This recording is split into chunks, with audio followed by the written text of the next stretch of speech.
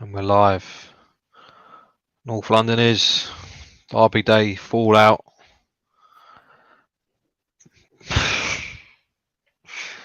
Black fucking Wednesday for me. It's no coincidence I'm wearing black, by the way. I was just wearing that anyway. Where's your shirt, mate? Yeah. I won't tell you what happened to that. Yeah. Fucking bastards. What's that, mate? How are we doing? I'm tip top. How are you? Yeah. I've had better times. I'm not gonna lie. Yeah, I bet it was compounded by last night as well, wasn't it? Oh fucking hell, yeah. It was a good one, wasn't it? Oh, it was shocking. Absolutely shocking. Who we got then? Who we got on today? I don't know anyone at the moment. Let me get into the video and have a look. Where's the analytic? Oh, here we go. Getting the old fucking analytics, huh? Right.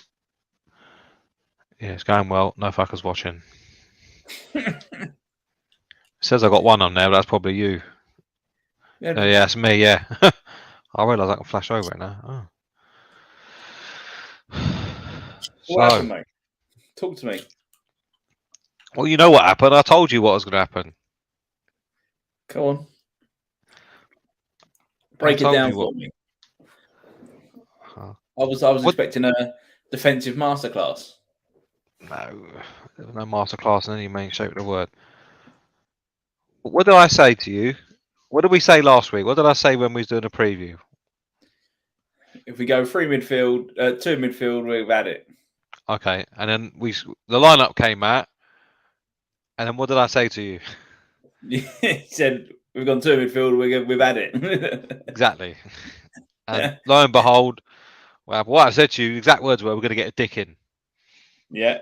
And then, surprise, surprise, a dick in occurred. Well, I thought you'd show a little bit of something. Well, we did. I think the first half we were in it. I think the first 25 minutes or so, you was. Oh, it was fucking. It was like against the wall like that. And then I thought Richarlison was right, actually. To be fair to him, in the first half, he was busy, but without really any quality. All up, Giuseppe's in. Oh, there we go. Got a bit of backup. Giuseppe. You shaved his head at all. Oh. What's up? How you doing, mate? I'm good. How are you? Giuseppe. Yeah. Giuseppe, have you got us on in the background? Because I keep getting feedback. How you doing, mate? Do I? Good. How are you? Yeah. Yeah. Giuseppe, have you got us on in the background?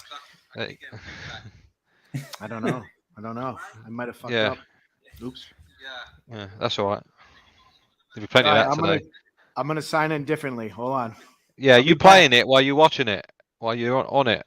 Oh, hold on a second. Have you got like YouTube open or something? Yeah. How's that now? Hang on, let me talk and see if it comes back. That's better. See, I'm rusty. I haven't been on in a few weeks. I'm rusty. Yeah. You ain't picked the best day to come back on, I must admit. I had to come on today. I had to. Yeah. He had to show his face. Yeah. Gooners ain't arrived yet. I think they're still celebrating. Where's Carl from last week? He's gone missing. Yeah. Where's Danny? Well, he said him early. He was looking forward to it. He said. Yeah. I'm sure. I'm expecting the Raven to turn up on all any time now. Yeah, he's definitely going to turn up. Yeah. What happened, Giuseppe? Talk us through it, mate. Just I think I said in the chat I couldn't come on last week, but I said in the chat that we were going to lose 2-0, and I think the game pretty much played out the way I thought it was gonna. We're toothless. We are so toothless. It's scary. We got Spurs down in instead. Oh, mate. Hello, lads. Hey. How you doing, guys? I'm all right, mate. You all right? Yeah, good. Yeah. Turned up for punishment as well. Yeah, had to be done. Yeah, I was quite surprised and say 25 minutes we was all over you, but then after that you had a little bit. Your breaks are just ridiculous. You just go from 18 men in, tells 11 men in the 18-yard box, and all of a sudden you're at the other end. Well, fuck, where's that come from? But yeah, that's part of the tactic, really. It's part of the playing. We play in a certain way, so then when we break, we draw as many as you up, and then we can sort of get 3-on-3. Yeah, it's a bit of a full sense of security sort of thing, because you have so many behind the ball. You think we're going to do these here, and then all of a sudden it's up the other end, and you're in. It's not a tactic I'm a fan of. I'm not going to lie, because I think there's more risk than reward at the moment. Yeah, it's very much the Atletico way, and it relies on you taking your chances, doesn't it? Every chance has to be taken. Yeah. And it's all right when you got Kane, because he could probably do that, but Son didn't show up, that he was poor. Yeah, he was. Richarlison, I thought Richarlison was all right, to be fair. So the first half, the second half, I just don't think you really didn't even bother, did you? Well, we conceded within about 5 minutes, wasn't it? Yeah, Lloris what chance again. You got when your keeper does that? Yeah. Yeah, Lloris again was poor, wasn't it, from him? And then first half, I think. I was saying that's how Lloris paid us back for picking him in our 11 last week. Yeah. Yeah. Well, what did I say when we were doing that? I said he's got clangers in him too often, especially in big games. And then Bosch. Yeah. Yeah, it's not good enough. It's not good enough. That Lloris mistake, Bozo moment, and also Royale as well. What can you do, man? What can the manager do? What can the manager do? He sets out the game plan, and then them 2 mistakes. That's it. Kills it. Did anyone think I don't think it was a deliberate to do him. I just think he's that shit and clumsy that he just missed. He was so late.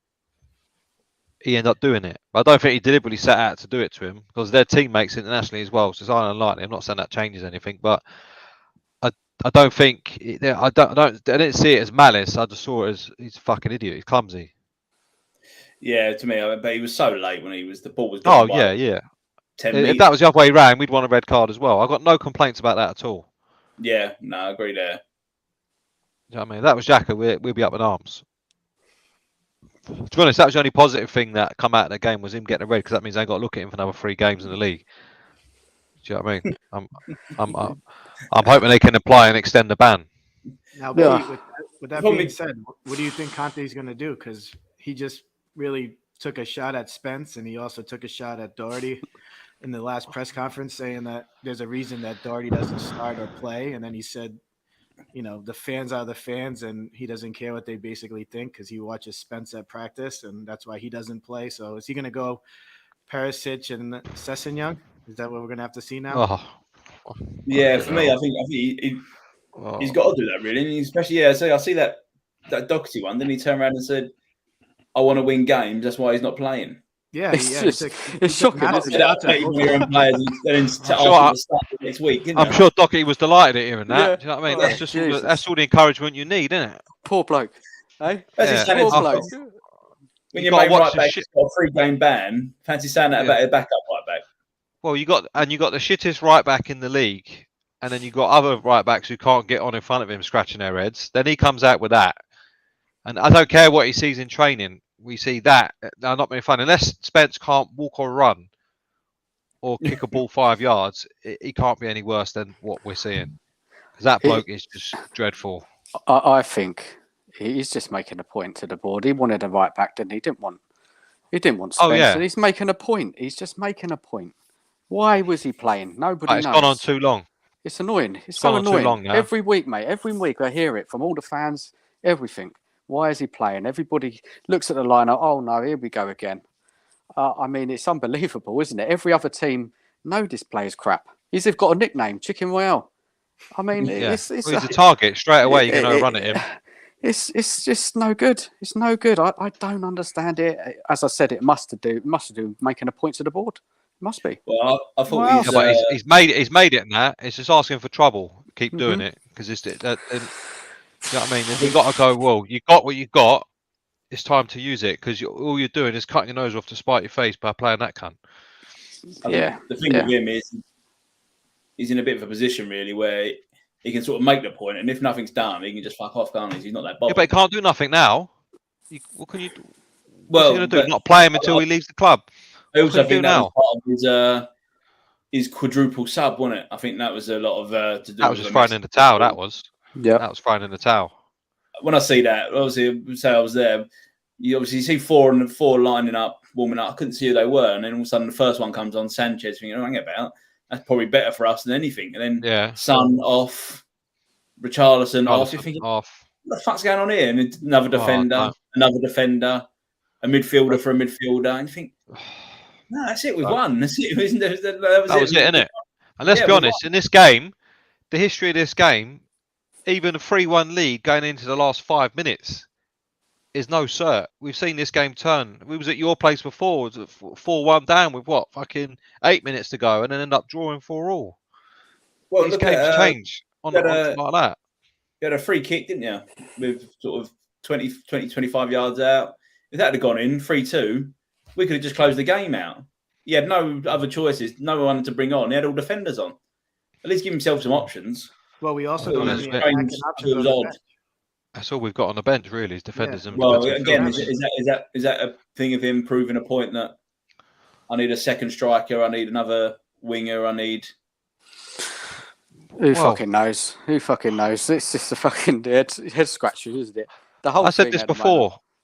Why make the point after the window? Why not come out or leak stuff to the media like they all do? Yeah. Say something beforehand. There was untold press conferences and all that shit before the window shut. It could have said, "Look, I'm not happy. What's going on?" Yeah. What's the point in doing it now? Because at the end of the day, we're all suffering. Fans suffer watching that shit. As I said on our tweeted yesterday, you'll know when you're in a doghouse if you're a Spurs fan because your missus will make sure that you watch the game. Do you know what I mean? Yeah, babe, there's a beer. Go on, you sit there and watch that game. You can't. Yeah, do you know what I mean? Yeah, probably. You know what I mean? You ain't missing. I don't want you to miss that because the punishment that endures. It's a shocking state of affairs at the moment. And I think it's only going to get worse, really. When you look, you've got to play you've played your strongest team yesterday, drew 0-0. From what I didn't see the game, but from what I heard, it was you just missed a few chances, but it weren't great. It was better than the Arsenal game, but it's the finish. Yeah, it's not exactly a high bar, is it? Yeah. And again, now you go Brighton. Is it Brighton away? Yeah, I'm not looking forward to that. You've won one away game all season. Name me one Spurs fan who's actually looking forward to a game. Just don't think you'll find them. Yeah. Not at the moment, but look. If you look at it overall, it's not the end of the world at the moment. We're third, second in the Champions League, but it's just so much negativity, and it's getting to me. It's even getting to me. Well, to be honest, I'm one of them. I'm not going to lie. If Conte left tomorrow, I won't give a shit. Yeah. For me, I think it's gone on too long. Everyone can see before that game, if you play that system the way we're playing, we will get fucking murdered. Anyone, you don't need a coaching badge or anything like that to watch us lately and go, if we turn up and do that there, we will get murdered. Because let's be honest, sometimes we played out of our skin there and still lost. That is the one place we do not want to be doing that shit. Yeah. So if you were the chairman, you would sack him, would you? It's hard. I don't want to say I want him to get sacked, but I want a change in some way, shape, or form because someone's got to bend. It can't be, well, Conte, listen, he's got what he's got now. Was he backed? No, not at all. And I've been on numerous shows, been on my own one, Twitter, having rows with the Happy Clapper fans who reckon he was backed. And there was me saying, no, Giuseppe can vouch for that. As he knows me long enough in other Spurs group, no chance. But we are where we are. So then going into the season, you go, right, okay, you've got what you've got. Are you doing enough to be better? For me, it's just like, well, this is my way of playing. I didn't get what I've got, so I'm going to stick with it and bollocks to it. And for me, I think he's just waiting to get this intact. I think we're on that course now. He's obviously his contract's up at the end of the season. The extension has got to be a mutual agreement, which he ain't going to want to agree to. He's waiting. He's like, and waiting for another job, I think, to come along and someone to knock at the door. And Daniel Levy's go, yeah, go on then, because it won't cost him nothing to get rid of him. For me, the course is set. It's just whenever the collision happens. Because you watch him as well. You watch his body language and everything. There's nothing there. He doesn't try, and everything in the game is normally counterproductive. You don't look at, you go, right, we've been mullered at most. Let's be honest, although we're third in the league, it's a false position because we're not the third best team in the league. We're one of the worst. Yeah, we've just had Kane and Son who have been clinical at times, mainly Kane really, got us out of jail. We've banged in a few goals after being dominated by most teams we've played. And the teams we have beat are all in the bottom 5. Do you know what I mean? I think Fulham the only one that ain't, and they probably will be by the end of the season. So it's not a standout sort of team. But most games we've been fucking second best, apart from Southampton and most of Fulham. But if that game would have gone against Fulham after 15 minutes, we would have drew that because they're all over us and they had some massive chances. You can't keep playing like that. And I don't see him going, well, I've seen this, I'm going to do something different. Like the whole Basuma thing, how he can say he's not ready to play in our team when he bossed our midfield last season on his own, who knows? Do you think he's going to play on the weekend? Muscle fatigue. No, I don't. I think he'll play exactly the same team, but they'll just see who plays at right back. Yeah. Okay, I got a question, Pete. I got a question for you. Go on, mate. What about his comments last night? He said about you. We all got to get behind the team. Patience. What do you make of that?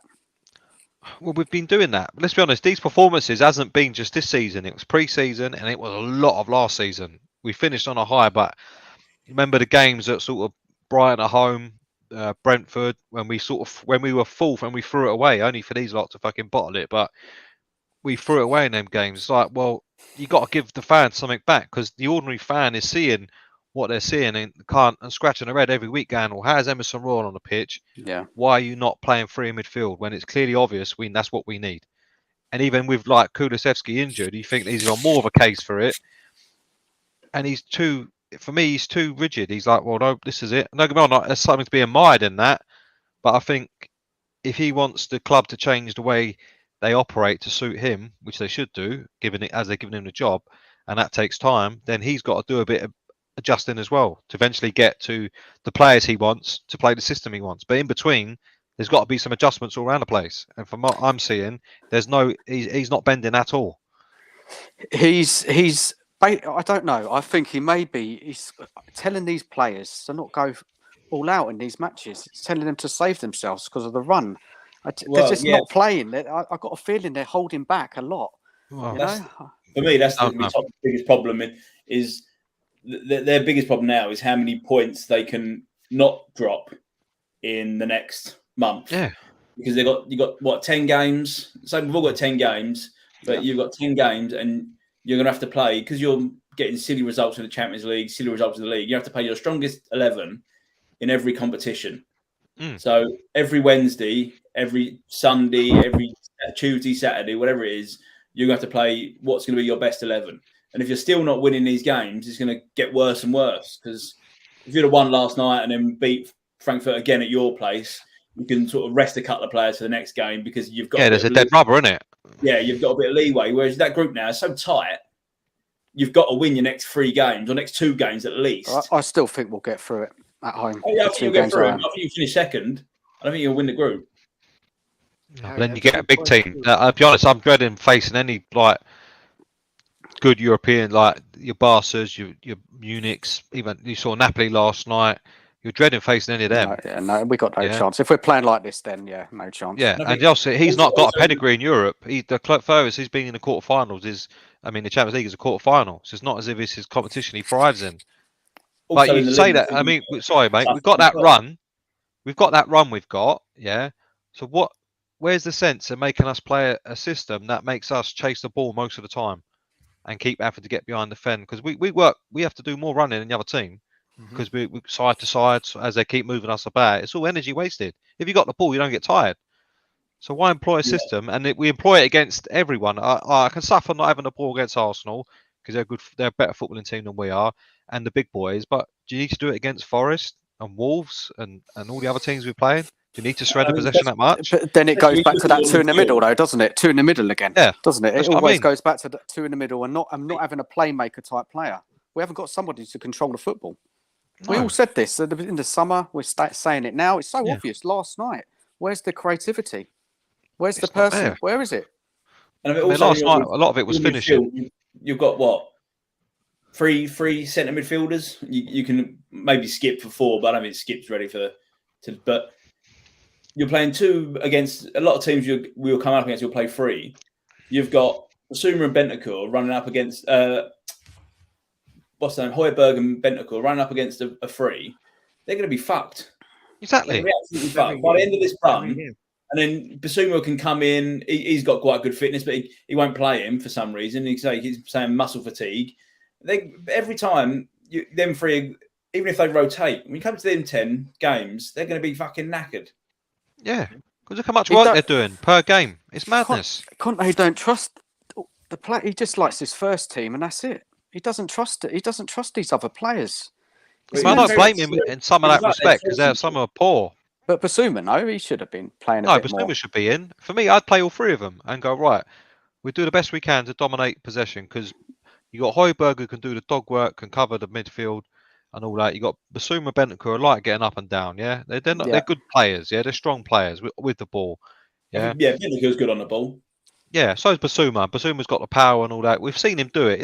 Last year, most clubs in the league would have took him. Yeah, like maybe City would add him to their squad. He won't maybe get their first 11, but you could easily get in most of the first 11s in the league. Yeah, without a shadow of a doubt. Yeah, yet he can't get in ours now. And someone explain it, and you think, well, what's going on? If there's politics involved, then it's too late now. He wanted him though. He wanted Basuma. Well, we never know. Yeah, we said a few things, and he says he's happy, but he don't look it. You think, well, what's going on? Same with like all the arguments I had with fans calling me negative and mad, thinking, when I said we ain't shown any ambition or back the manager, we've done this, we've done that. Where are they now? Nowhere to be seen. But Pete, this is it. It's because it's gone on for bloody 20 odd years, man. Everyone's had enough, and everyone's had enough. And I get that. Everyone's had enough. And look, that's where it's all coming from. So the game is bad. Yeah. The football's bad. You know, we're not feeling good about that. And then we look at what's happened 20 years. We look at Conte not being fully backed, not getting attacking midfielder, and we're just in a negative place. And that's normal. It's right. It's right. Anybody saying, oh, great and happy, they're mad. It's not. I don't get where the politics comes, who wins out of it, because... Well, there's only one winner. Because one can go, one ain't going. It's that simple, isn't it? When he goes, if he does a shit job, where's he going to go to next? Because you look what happens to Mourinho now. A big club. If you look at the level of club he's going to, it's going less and less. But Conte it was Man United, or back to Chelsea, Man United, Tottenham, now at Roma. You look at Poch. Poch done so well for you for so long. Now no club will ever go. No club will no big club will go for him. If you look, he went to PSG. Every manager's going to get a PSG job at some point. And they're only there for a year, aren't they? Look, I've got a question for everybody here. This is a Klopp, Guardiola. Yeah, the first seasons they weren't great. Yeah, it took some time, especially Klopp. Why is not just the Spurs fans, but generally the press, other fans of teams are not giving Conte this time? What is this about? Why is it so like, oh, it's not working now? That's it. It's never going to work. The problem for like us as Spurs fans is that we always hear like, okay, we got a new manager. He's going to do this, this, and this. But Daniel Levy never backs him. He never brings in the people he wants. Klopp, when he came in, reorganized the team, got the players he wanted that fitted the system. Same with Pep. And you look at Conte, we're saying they didn't get him a right wing back. We have Emerson Royal. Yeah. Who's terrible. Then he says, we got him Spence, who he says isn't ready to play. We bring in Basuma, who he always says is tired. You know, we bring in all these other players, and he's got a million excuses why they don't play. And we're stuck with just the same team. It's stale for us. I think that's the problem that I see as a Spurs fan in comparison to those other teams. They brought in, I think Klopp changed the whole 11, right? Within like a year or two, maybe 10 out of the 11 guys he changed. Yeah, the difference is Klopp, Guardiola run their clubs. Whatever they want, they get. Yeah, whether it's a seller player.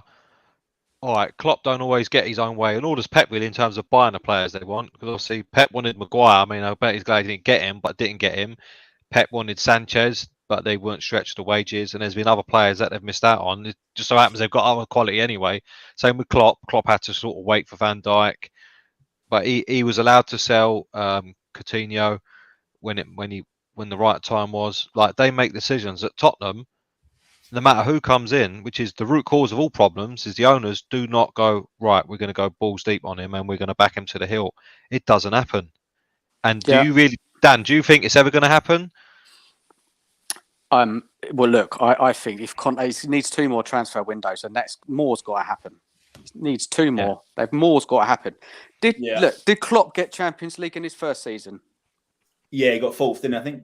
Did he? I think so. I can't remember. He sneaked 4th, I think, because one of my mates is a Liverpool fan. I was taking a piss out of it, and he was taking a piss out when Arteta came in. He's Klopp's first full season. I think he come in. Didn't he come in part of the year or something? But his first full season, he definitely just sneaked 4th. Yeah, he come in about October, wasn't he? Because Brendan Rodgers was sacked in October. I think the problem with Conte is it's 2 things. One, I mean, maybe City and Liverpool, they could see little shoots. They was having the odd game where they were fucking shit up. Oh, for Spurs, they weren't very good. And I also think it's because Klopp and Pep had signed long deals. I think if you ask the majority of Tottenham fans, they can't see. I get it now. And Conte's notorious for not being around long. Yeah. Okay. So that is the problem, isn't it? The short-term contracts. That is it. That's it. That's the difference here, isn't it? Short-term contract. Come in, win now, give him the players he wants, and win now. But we don't do that. We just go, we give you a short contract, but not the players you need. And for me, I think Conte's not doing himself any favours, as you say, Al. Stubborn. Very stubborn. Long term, but it's like, well, if I'm going to make a success, you have to give me everything I want straight away. And there's very few clubs that will do that. Because obviously you've got financial implications, you've got to turn over your squad. I tell you, a person who's getting away with murder out of all this is Paratici.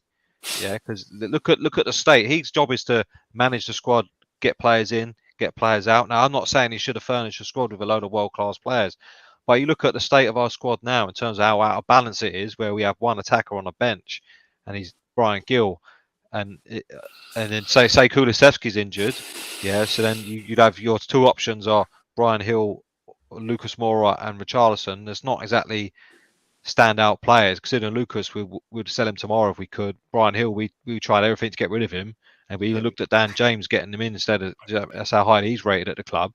And you saw when he came on yesterday, he got knocked on the floor twice within 2 minutes. It was like, fuck off, and then go on, get out of it, It's like it was a joke, and you think, well, where do we go from here? And to be honest, like I said, I think the course is set. It's just a matter of time before it happens. I also think Conte comes with a bit of a reputation similar to a Mourinho, where he doesn't bring kids through. His reputation is he wins straight away. He brings in 31-year-olds, 32-year-olds, and you look at his signings. Perisic. I don't care about that. No, I don't care about that. If I'm honest, I don't care about the kids. If they're good enough, they're getting the team. Because look at what is there. That's also another point: is that Klopp and Thingy had inherited better squads than what we've got. Look how much surgery ours still needs. And if you think about it, this was supposed to be the best window we're ever going to have, the most investment, blah, blah, blah. We're going to go this, that, and the other. Yeah, it's going to be our biggest window ever. And look when you look at it, look how it turned out. It was crap. It's like, if I'm Conte, I'm thinking, if that's your best window ever, I don't see your fucking worst.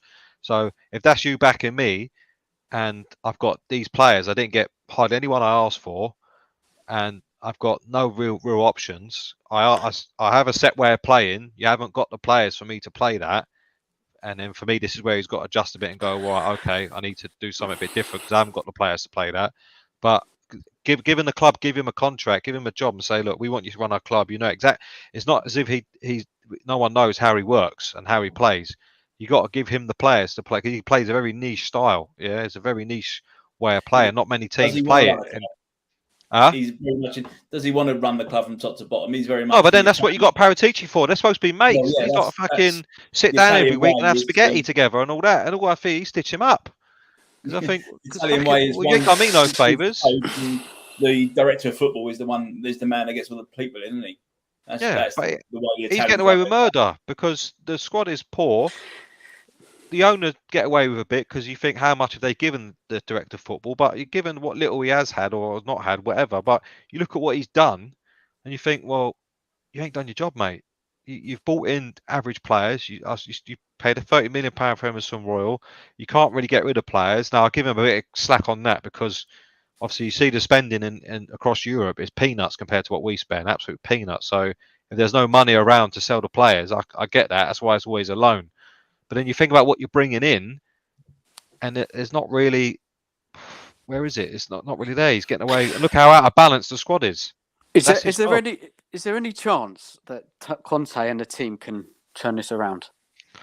I think he can, but I think Conte's got to accept that. Look, the way he wants to play, he can't do it with what he's got at the moment. He hasn't got the wing backs. He hasn't got the defenders. He hasn't got the midfielders. Let's be honest, to play the way he plays. So, but bear in mind, in Milan, he played three in midfield. He played a 3-5-2. Yeah, I don't even think we got the wing backs, but I think at least if you sort out the midfield, you're giving yourself half a chance. And then you go, all right, we ain't got that, but I can fix that bit. I can do that and do that. Or if you ain't got the wing backs, don't play wing backs. He did it at Chelsea, didn't he? He'd come in and he was playing their 4-3-2-1, whatever they were playing, and then that was when they come to us and we beat them 3-0. And then the next game he changed system and that was it. He stuck with that for the rest of the season. They went and won the league. He stumbled across that. That was his way. But lucky enough for him, he had the players to play it, bar the right wing back, which they turned Victor Moses into one part temporarily because he ain't been one since. But then look at the next season, it all fell apart and he was gone. So do you know what I mean? What about okay? So what? Sorry, man. What about this then? So this group of players, I think we've got a lot of talent in our team. Okay, there is lots of work to do, but I do think we should be playing a lot more better football. Oh, 100%. Now, 100%. If, for example, we had another top manager in charge, do you think they'd get more out of this team? Yes, because I think they'd go, look, okay. I think they'd be a bit more flexible. They're not going to win the league or nothing, but I think they don't go to Arsenal and go, right, we'll play two midfield. No, full well, what's going to happen? Bear in mind, you watch Arsenal, knows full well that not only do they start with three, but quite often it ends up being a four where they box you in because Zinchenko then goes into midfield and Jack then starts doing a bit of roaming and all that. Knowing full well that happens, anyone who's watched them lately can see that. You can watch fucking Andy Gray or someone on Sky or whoever who does analysis will show you that. So bear in mind the technical team and the coach team he'll have at Tottenham with the videos and DVDs and all the rest of it. It's not a secret. And you still prepare for a game in that way. You're like I think another manager doesn't do that. Let's be honest. If Jose was serving up the football we're seeing now, there'd be protests in the street. It's the only time you ever get a protest out of the fan. They hated him, and he had less to work with than Conte is. But what Jose does do is he will make changes based on your position. And go, well, actually, I can't do that with it against them. Even Guardiola, he does it. He's got a squad of class players, but in certain games he'll go, right, I won't have him. I'll have him in this game because the opposition offers this. Do you know what I mean? Even he makes changes. If he has to do it to suit certain opposition, why are we not doing it? Yeah, if your players, you think about it, most of us have played the game at semi-level, whatever, Sunday league. You know when you think of him, you got a toss a manager who keeps picking his shit. Oh, fuck's sake, why keep picking him? It just fucks us up. You know what I mean? Because the players don't look like they're enjoying themselves at all. There's just been a change in performance, and I think at the end of last season we were playing some good football. We were getting some big wins, yeah. But this season, there's been a change. The football has got worse. It's clear to see. We're thinking, we've got to give it time. Now? 9 games coming up? Yeah, well, that was 9 games, wasn't it? Or was that the 8th? I can't remember. 9 games coming up. Yeah, 9. Yeah, it's a 9th game coming up, and it's hard to have hope if this is going to change. I don't know what it's going to take. A tweak in formation. I don't know, man. Honestly, well, he's done it. He tweaked the formation at Chelsea, as Harry said. He was starting with what was there already. Then he changed it to how he wants to, and then off they went. I think he has to do it the other way for us. He's got how he wants to play. He can't quite do that with what he's got. So then make a change. Well, and he's so stubborn, isn't he? For me, it's simple. When you're playing a bigger side, if he wants to be a bit more defensive, you lose Richarlison or you lose Son. You go 2 up top and you put 3 in midfield. When you're playing all these teams like your Brentfords and all that, all you do is you lose a defender. You lose a Dyer out of the team and put an extra midfielder in. Yeah. I don't see why it's so difficult. Exactly. 3 at the back. Our defenders ain't amazing, but you think, okay, if you're going to play a back 2, because all I keep hearing is the fans who defend him as a role. Oh, he's a defensive fullback. All right, fine. I still think he's shit no matter what, but then don't get him to be a wing back. So okay, you can be a like you do with Ben White. You can play a right back, but you ain't attacking right back. As soon as the other one goes up, he jiffs in, cuts in to make up a free, like Mourinho used to do with Davies, so get Aurier running up down. You do that, and then you have Romero and Longley. I don't think it's not the best defender pairing, but it's no way the worst. It's probably our best pairing we could offer, because Dyer in the 2 is dreadful. He's always all over the place, and he just get skinned alive. But they're better players, and you go, okay, then you got a 3, then you still got your front 3, then okay, you're a completely different animal. Until we do it and try it and see it, we don't know. So we take it to the Arsenal game. The Arsenal game, everybody wanted the 3 in the middle, right? Everyone can see what was going to happen. As soon as I saw that, I thought, that's it. We're not going to win. We're not going to win. But fair play to Conte. I could see it. I could see it working. Yeah, I could see it working a little bit in the first half. The other players' mistakes, you can't do nothing about it. So then we come to the Frankfurt game. Okay, is he going to change it again? He's just such a stubborn bastard. He went for the 2 again. He is so confident in that 2 in the middle. Why? He's just persisting with it. Because he's seen it last season. He's gone to City and he's got a result. He's gone to Liverpool, he's got a result. He's beat Arsenal with that formation. So on evidence, we can do it. But some of these players, they're just not on form. I think when you look at when you look at the City game, we went there, we got battered, but we nicked the win. Yeah. But you think that's City. If you went there now and did that with Haaland, you'll get murdered, because there's a man who needs half a chance. City, you're giving away. When we play them, we always beat them, but we always give them at least 5 to 10 chances to score. But they're lucky enough they haven't had a striker who scores. But now they do. It's a different animal now. Liverpool, on the day, we played well, defended well. I've got no problem playing that way there. Yeah, because that's when what you expect. You go to the big clubs, the first don't get beat. Yeah, you come over point, happy days. I said last week I'd have took before any formation was decided or any team was put out. I'll take a point before we start. Yeah, yeah, you know what I mean. So I'll take that before we start, because it's a big game. In your big games, when you're in the top 6, you go away, just don't lose. Yeah, if you get a point, it's a good point. Yeah, happy days. I can live with that. I took a point before the game. You get them to your ground, then you turn them over, and it goes the other way. Yeah, but to have to play the same way against poor opposition, it's like, why? Isn't it? If we're seeing it and we're fed up, I can imagine the players are fed up playing in it. Do you know what I mean? Because I would be. One of the managers that he won't change the way he plays, because he's one of them. He wants to coach it into people. Coach. He won't change the way he plays because you've got so many games coming up. He hasn't got no time. You think you played yesterday, today would be a rest day. You've got Thursday, Friday, you play again Saturday. So in that time, all he's going to be doing is shape work for the next game. He ain't going to have time to train a new formation or if you know. But we're not talking a completely new. You got a subtle different. I mean, he's done it against Leicester. That's what pisses me off as well. Against he said Leicester, it the other day in the press conference. We can play like this.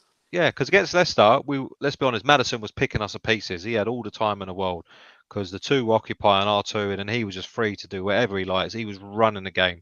Yeah, we were 3-2 up at the time. That's because they fucked up. But then you go, right. Then he goes, right, put Basuma on. We'll go to 3 in midfield and Son and Kane up front together. Game over. Maddison didn't hear about him anymore in the game. And then Kane and Son are better when they're like that rather than part of a 3. And then we destroyed Leicester. Yeah. Even on a counter, we destroyed them. But Maddison was kept quiet and we kept more of the ball. So we have done it for like half an hour. And to go to 3-4-3 to 3-5-2 ain't a massive change. It's not like you've got to start again on coaching. It's just right. You two, Kane and Son, you 2 up front together, take one, put in midfield. It's not hard, is it? Don't you think, though, that the players, some of the Spurs players, are not in form as well? They're not playing. Oh, 100%. Kane's not in form at the moment. He's getting in goals, but his general play has been poor. But normally, because he's always so deep, don't like it. Son, he scored his hat-trick. Let's be honest, he's been crap before that. Not in form. He's been crap after it. And with Son, what's more annoying is basic passes. I mean, against these lot on Saturday, when we did break, it was always quite often Son missing a simple pass, just can't like one round. Too far, wasn't it? It was too far for Richarlison. Yeah, lucky enough for Richarlison saved him and won the penalty out of it, but that was a shit pass. There was many times that even Richarlison Very industrial, runs about a lot, puts himself about a lot, runs his nuts off, can't fault that. But in terms of the actual quality, it's not there. There were times where he could have dogged it out, got it out, had a shot, didn't. He's always looking to try and play another pass. But that's why he played for Everton. Do you know what I mean? And scores 10 a year max, because he's not prolific. He's not got that sense. And I don't think he plays well on the right of a free either. I don't think that suits him at all. I just think that midfield 2 is not good enough at all. That is a mid-table. But why are we third then? We're third. Because you've got a good striker against goals.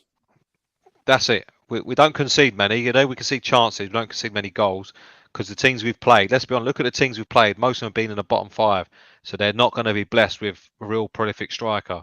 The two tough games we have had was Chelsea, and how we got a draw at that, I'll never know. Again, they didn't have a striker. They had Aubameyang now. Can you imagine what that game would have been? Yeah, because they absolutely pulverised us. And then these lot, we absolutely got fucking played all over the place. And then you hear this, right? Oh, wait until we start playing well. Yeah, I've been waiting for a long time. Yeah, this one. We're third in the league now, and we're getting by, scraping by. But wait until we play well. Oh, watch out, everyone. Have you heard this? I've had all sorts of nonsense. Pete said it a few times in the previous weeks.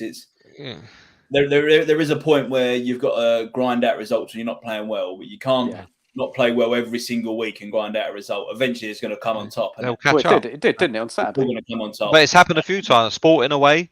Yeah. We was absolutely turn up then.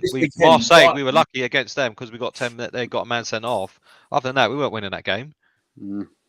We think Brighton this weekend, they went to Anfield and they should have scored 6. I was going to see it on a match of the day. They got 3 good goals. The chances they missed chance after chance. If they get the same sort of chances against you, they're going to get 2 or 3 goals. Are you going to score 2 or 3? Well, we won't have the ball to do it because they're a very good team, very very good. And that's without a proper sort of standout world class players. And would anybody be shocked if Brighton won that game? Not at all. I'm dreading it. Yeah, there you go. The fans I'm speaking to, it's, there you go. No one's shocked. It's one think about it. I want it. It's not inconceivable to go right. We lose to Brighton and then drop points to Frankfurt at home. I think if we drop points to Frankfurt at home, we are in massive trouble in that group because everyone's beating everyone, so there's no dead rubber. Every game's going to count, and the way we're playing, you're like, well, yeah, we've got another home game after that. But let's be honest, our home ain't exactly a fortress. Yeah, it's not as if everyone who turns up there gets swept up. Our home form has been great this year. We've won every game. Yeah, won every game. Yeah, in all competitions. One game. I also think great. Marseille are going to be a far better team when you play them at their place as well. They got Alexis Sanchez back. Weren't their striker out when you played them? They had injuries. Yeah, banned. I mean they tore Sporting up, didn't they? Yeah, they're going to be. I think they're going to be a far better team. Yeah, they will be. Without a shadow of doubt. But that's the game we go. We get a point there. An away point in the Champions League ain't the worst thing in the world. But depending on other results, you might be one of them. You have to go there and win. If we don't win the home games, it's 2 home games. Don't win your home games. We've got 2 home games next. Yeah. 2 home games left, is it? Yeah, so that's 6 points. That puts us on 10 points. That normally gets you through. That gets you out of the group. 10 points. It does, and then there's a away game to Marseille. Final game, and then the Marseille because the beats that put us up front of everyone else. Yeah. So you go, okay, do that, but don't win them 2 games because they're 2 must-win games. Yeah, because I think if we finish second, we'll get one of the big boys. We'll get the worst side of the draw. We're getting a big boy either way, aren't we? Yeah, we're getting a big boy. If we finish first, I dread it because you get exactly as you say. We're going to get a big boy, and you think the way we're playing at the moment, and the way it's a double-edged sword for me. It's the way we're playing, and the lack of what Conte wants to do about it. He just seems to be accepting it, which is what makes me think he's waiting to be put out of his misery. Yeah, he's realised it ain't going to happen here. Yeah, we know it. Yeah, he ain't going to get the backing he needs. So it's just like, put me out of my misery, then I'll go and get another job. It's going to happen. If you're not Spurs, if you don't know that's going to happen. Yeah. People don't want to deny it. It's hard to disagree with you, Pete. Yeah. How many have we seen it? How many years have we seen it? Yeah. He's got a history of doing it. He did it at Chelsea. The first year he won the league.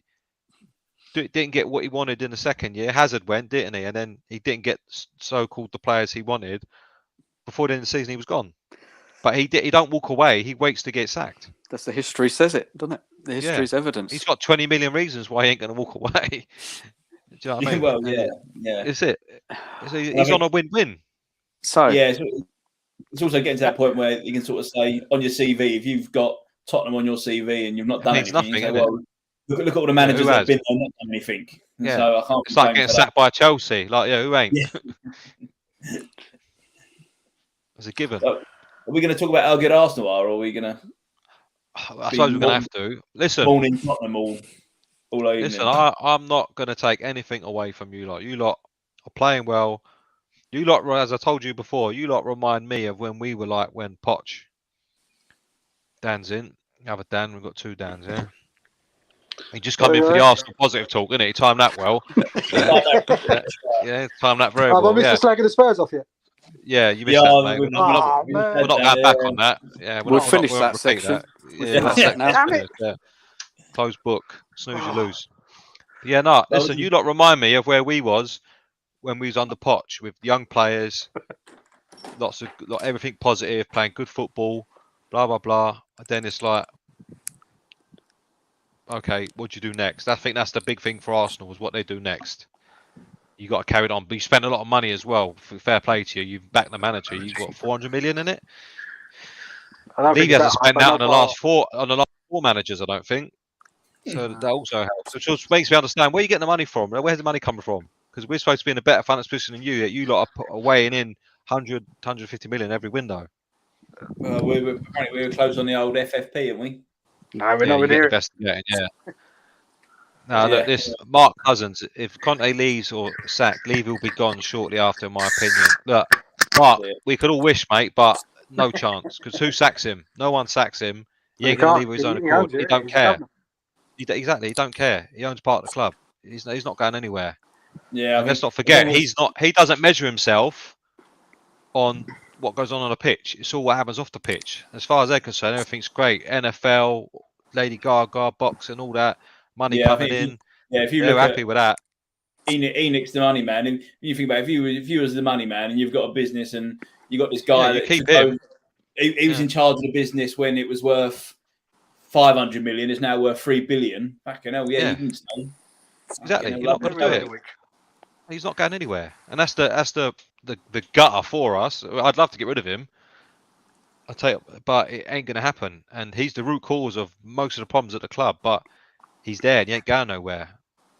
That's the reality. So we can say, the pressure's on Levy. The fans are going to do it. The fans ain't doing nothing. As I've said many times, the only time we've had a protest was 15 people, and one of them had been in the club shop, spent about 300 quid. He had it all in a bag, saying there with a flag. You think we just lost? What's the point in that? I remember that. But our fans, as general, a lot of them are just don't believe these are problems. They're like, no, and all they think about, all you hear about is the stadium.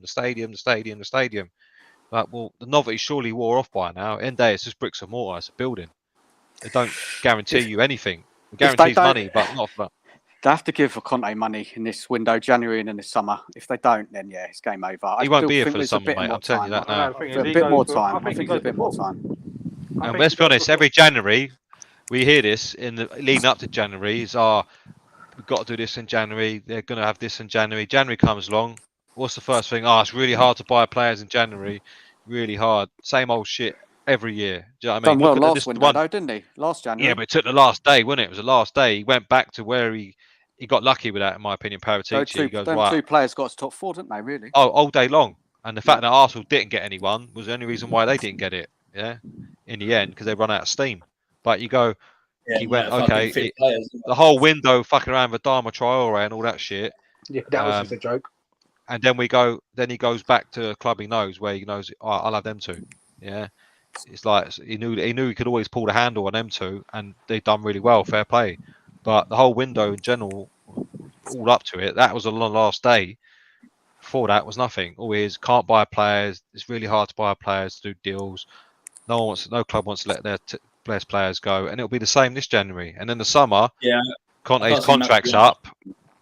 It won't happen. The contract will be up. And all that. Would you put money on it, Pete? What? That he's going to go in the summer?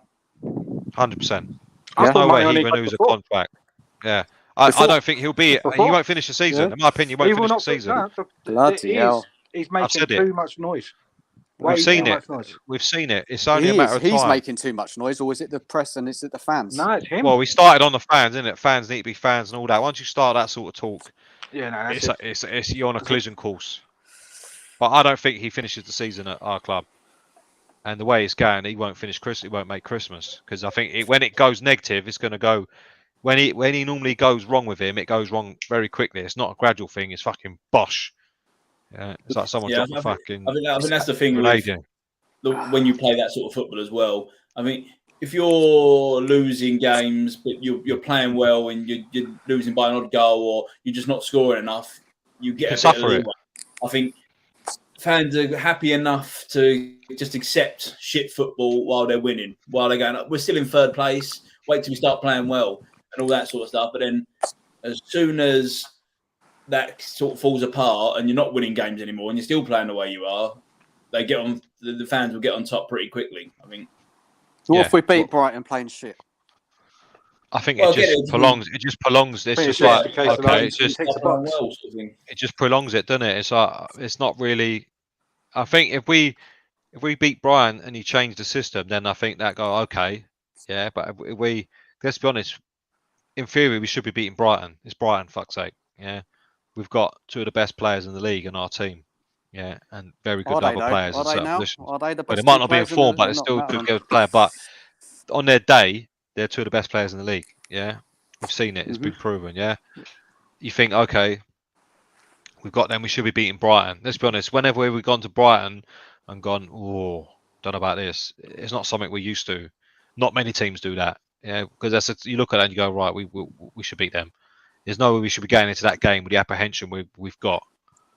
No way. No, but as we all know, we're all cacking it because we know that the way they're playing, the way we're playing, we're going to get torn apart. And I think it's going to escalate. No, he don't. He won't change it. It's just going to escalate. That's why I think he's already set his heart on going. It's just a case of how far he can take Spurs out. Yeah, when it happens. Pete, you're so certain. I can see it. But I was saying. His football's terrible. In the summer. Huh? It's the same stuff that Mourinho's doing. To be fair. This season, you can't argue. No, you can't. It's pain poor. This season. Has Pete like that?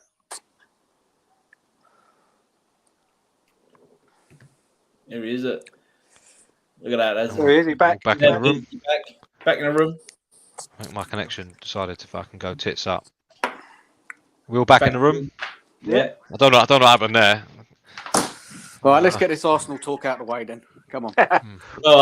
The first thing is, I think Granit Xhaka took it very personally that you didn't put him in the team, mate. Oh, mate, didn't he? Your combined 11. Woo! He took that very personally. But he still can't accept it. No, listen. I said I went on. I don't know if any of you know Sava. I went on his show the other day, and I said, look, I did a combined 11. I'll be honest. Apart from the front two, it was a bit of a struggle getting Spurs players in and Romero. Other than that, it was a battle. There's some real fucking to and fro there. It was no clear cut. He's definitely in. Do you know what I mean? It is what it is. You got a better team than us at the moment. At the moment, there's no arguing with that. There's no arguing about it. You invested well, bought to fit your system.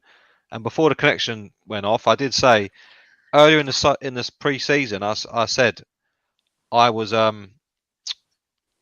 saw red flags all the way, and I've seen them since. They keep more and more red flags keep going in. That makes me know that this is what's going to happen because I saw it in the summer, and it's just got more and more red flags been planted ever since. This was another one. But anyway, go back to Arsenal. Unfortunately, we'll have to get that one out of the way. Yeah, listen, I can't. No complaints on the result. I said at half time, if we can stick at it, it could be a different game because every time we went forward, we looked dangerous. Just we fucked up the final pass. We were getting in behind you. You didn't go forward that much, to be fair. You didn't go forward that much, to be fair. In the second part of the first half, we were getting forward quite often. And it was fair, like, okay, we look dangerous here. We had a good first 25 minutes, we were nowhere in the game. Yeah, we were back against the wall. And then you got 1-0 up, and we was like, okay. That's the worst that can happen. We've took that now. Now we need to go and do something else. And then we were playing on the counter. There was a clear plan on the counter, and we will try and pick them off. And like I said, I can live with that at your place. I don't like it, but I can live with it. I'd have preferred it with 2 through in midfield, but you could still see the counter attack and the plan behind it was actually yielding some results in terms of getting up the pitch, creating chances. Just in that final third, it was a poor decision, poor pass. Decisions, to be fair. Yeah. And then half time comes along, you're like, okay, we've took all their shit, weathered that storm, come out in the second half. There'll probably be another little flurry, but then we can try and take control of the game. And then with our firepower, if they're on it, anything can happen. And then what happens? Hugo decides to do that, and you're like, well, if your captain's fucking doing that shit, what chance have you got? No, I mean, what chance have you got? Hugo here, right? And you'll be the only one. No, do you know what? I blame Romario. No, it's not Romero's fault. Right, so who kicked the ball into Hugo? Hugo palmed it straight at him, and it comes straight back off him. If you're looking like that, he literally kicked it back at him. He's facing his own goal. He's had a ball come at him. It was surprisingly. Yeah, he was like, "What the fuck was that?" Yeah, there's no way he's gonna. Kicks it back at his in the direction. It's just an instant reaction. It's just an instinct reaction to what the fuck. You can't let it go past him. You can't boot it hard because he's facing his own goal and he's 4 yards out. That's all he can do. It's sort of come back off him. Listen, I still think Hugo does that. Hugo, but I don't just think that he was the only one at fault there. No, I don't blame Romero for that at all. I'm not being funny. When you play football, if someone smashes that, keeper does that to you when you're standing right on top of him, you can't do anything. You haven't got no time to think. You've got no space to do anything. You're facing your own goal. All you do towards your own goal. But it was Jesus, though, weren't it? He's snippy. He was there. He was waiting. He was on it. The truth of the matter is, like, all day long he was sharp. He was ready for it. So because Hugo can do that. As I said when we were picking the team, he's got that in him. Mm-hmm. And that in that game as well, in that big game. Yeah, and he's done it before. Straight after half time. That's the last thing you need. Okay, 2-1. Yeah. Okay. We can still get another goal. Just keep doing what we're doing. Yeah. Then silly bollocks does what he does, and then at that point it went 3-1, and we were just getting swamped. And I was like the black geezer off Rocky 4, like throwing the towel. You know that fucking. Throw the towel. Like, throw the damn towel. Yeah, I was like that. Fucking sweat. It was Arsenal's day. Arsenal's day. And the momentum was up with Arsenal. I thought this could be 4-5. This is going to be fucking brutal. I'm never going to know the end of this.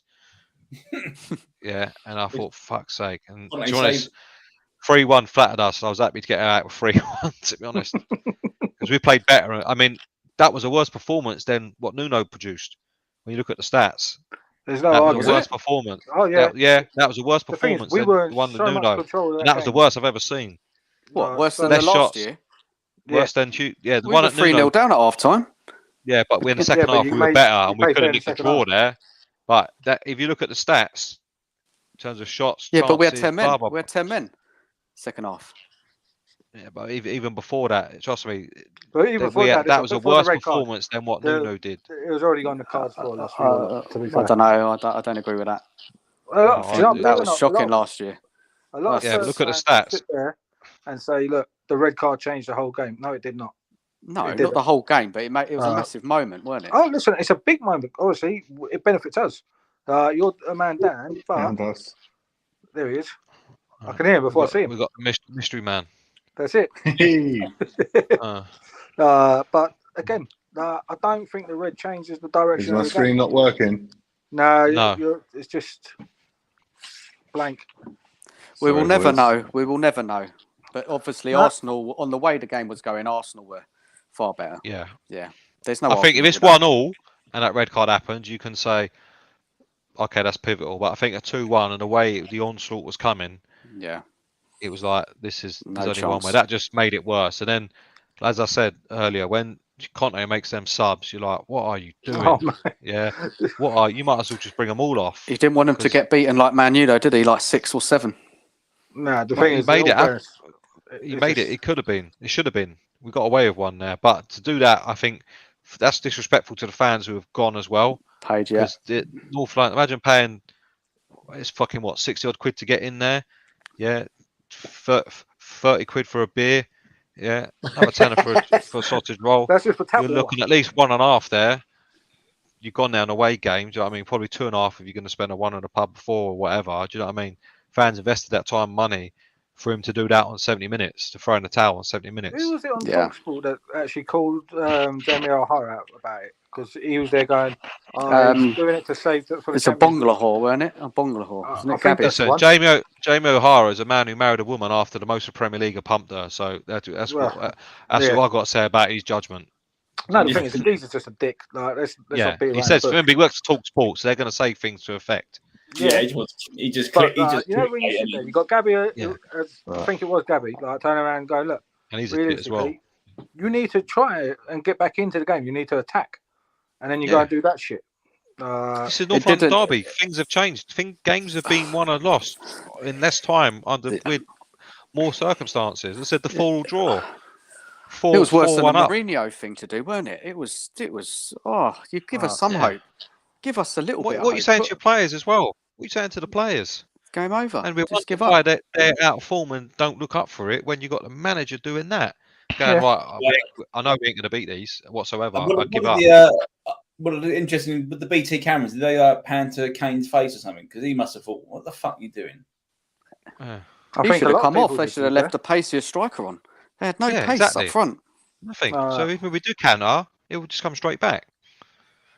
It's a shocking. I think if you're going to do that, then you've got to go all the way to the end, because that game, if we go 3-2, I guarantee you they get nervous. Yeah, how good they play, they go nervous. Yeah, and they'll start to sit back. If you go 3-2, you start to sit back. Yeah, because let's be honest, when we played you last year, even though we had still 11 men, but we had Ndombele and Dele Alli on the pitch at the time, who both were poor. Yeah, you going, that's probably 9 men, but when we went forward, we looked okay in the second half. Then we scored, and then we were all over you for a good period of that game, so we just couldn't get the other goal. And because Kane was in his sort of rut then after the whole City thing. Yeah. Like this, we could have got a draw there. I think we hit the bar as well. I know I'm Gooner fans texting me. Ramsey took it onto the thing. Yeah, and all that, and it's a whole different game. But in that game, we've seen, like I said, remember the 4-4 draw? Spurs were 4-1 down on about 85 minutes or something like that. Something stupid like that, and then we get 3 and we get 2 in 2 minutes. It can happen. It's doable. Like, that's the worst thing about it. It was doable. It's a derby, yeah. If you go out of a draw, imagine you go get a 3-3 draw there, like we did at Chelsea, where we shit the place out, but managed to nick a point. You're fucking singing and dancing. We're having a different conversation. Everyone's buzzing. You're like, well, we got away with that. We shouldn't have been in that position, but we showed a lot of belief to get out of it. We did the opposite. We went, white flag. Do you think he's done that, and that's just another negative thing about Conte now, isn't it? And it's just another thing to think. The football's crap. Now he's done that. He's not changing the team. He's not putting another midfielder in the middle to make it free. Hence my thing. Hence what I'm saying. He's waiting to. He's had enough. He's waiting. Just put me out of my misery. But I ain't going to walk away because I've got 20 million reasons not to. Oh yeah. As soon as you do it, or you offer me a payoff, I'm out of here. Yeah, because he can get a job in Italy easy. Because let's be honest, their managers go around all the time. Yeah, the Italian league there's only a couple of teams that ever win it. So I said he won it. Do you know what I mean? And he won't do himself any favours. Off as well, isn't he? So. But I think he's waiting. He's waiting for it. It's only a matter of time. But he definitely does not see out the season. Yeah. But for me, I think the problem we've got as well is a lot of our fans, like Dan, you must see it on Twitter and all that. They know it's bad. They know it's poor, but because it's Conte, they can't bring themselves to say it. And a lot of them hate the board that much. I hate the owners. But two things can be right. You can say the owners are tossers and they don't back anyone, and the manager's not helping the situation out. Like you can't do that. You can a lot of fans won't have that. You can but because he's Conte, it's like everything. He can't be touched. He can never do any wrong. You're like, this isn't Guardiola or Klopp, and we were talking about here. Yet for Mourinho, who had, for my opinion, did more with less. And served up probably equally, if not better football, equally poor at times. But he had a lot worse. When Mourinho come in, he had to try and get something out of Ndombele, Dele Alli, Lo Celso. He never had Kulusevski, Bentancur, Danny Rose. I mean, never had these players. He never had Romero. He had all these clowns there. Aurier getting sent off every other week. Yet he had to try and do something with that. And we went into December top of the league. Yeah, it all fell apart in the end. But fans were every week were like, I can't wait till he's sacked. He's so negative. He's a dinosaur. He invents the Kane and Son partnership to sort of sees the what getting Kane dropping deep, what it can do for Son and what it does for Kane and all the rest of it. Yep. Conte lives off that since he's been here. Yeah, Conte can do no wrong. And Conte straight away comes in on Dombele, off you go. So you can fuck off.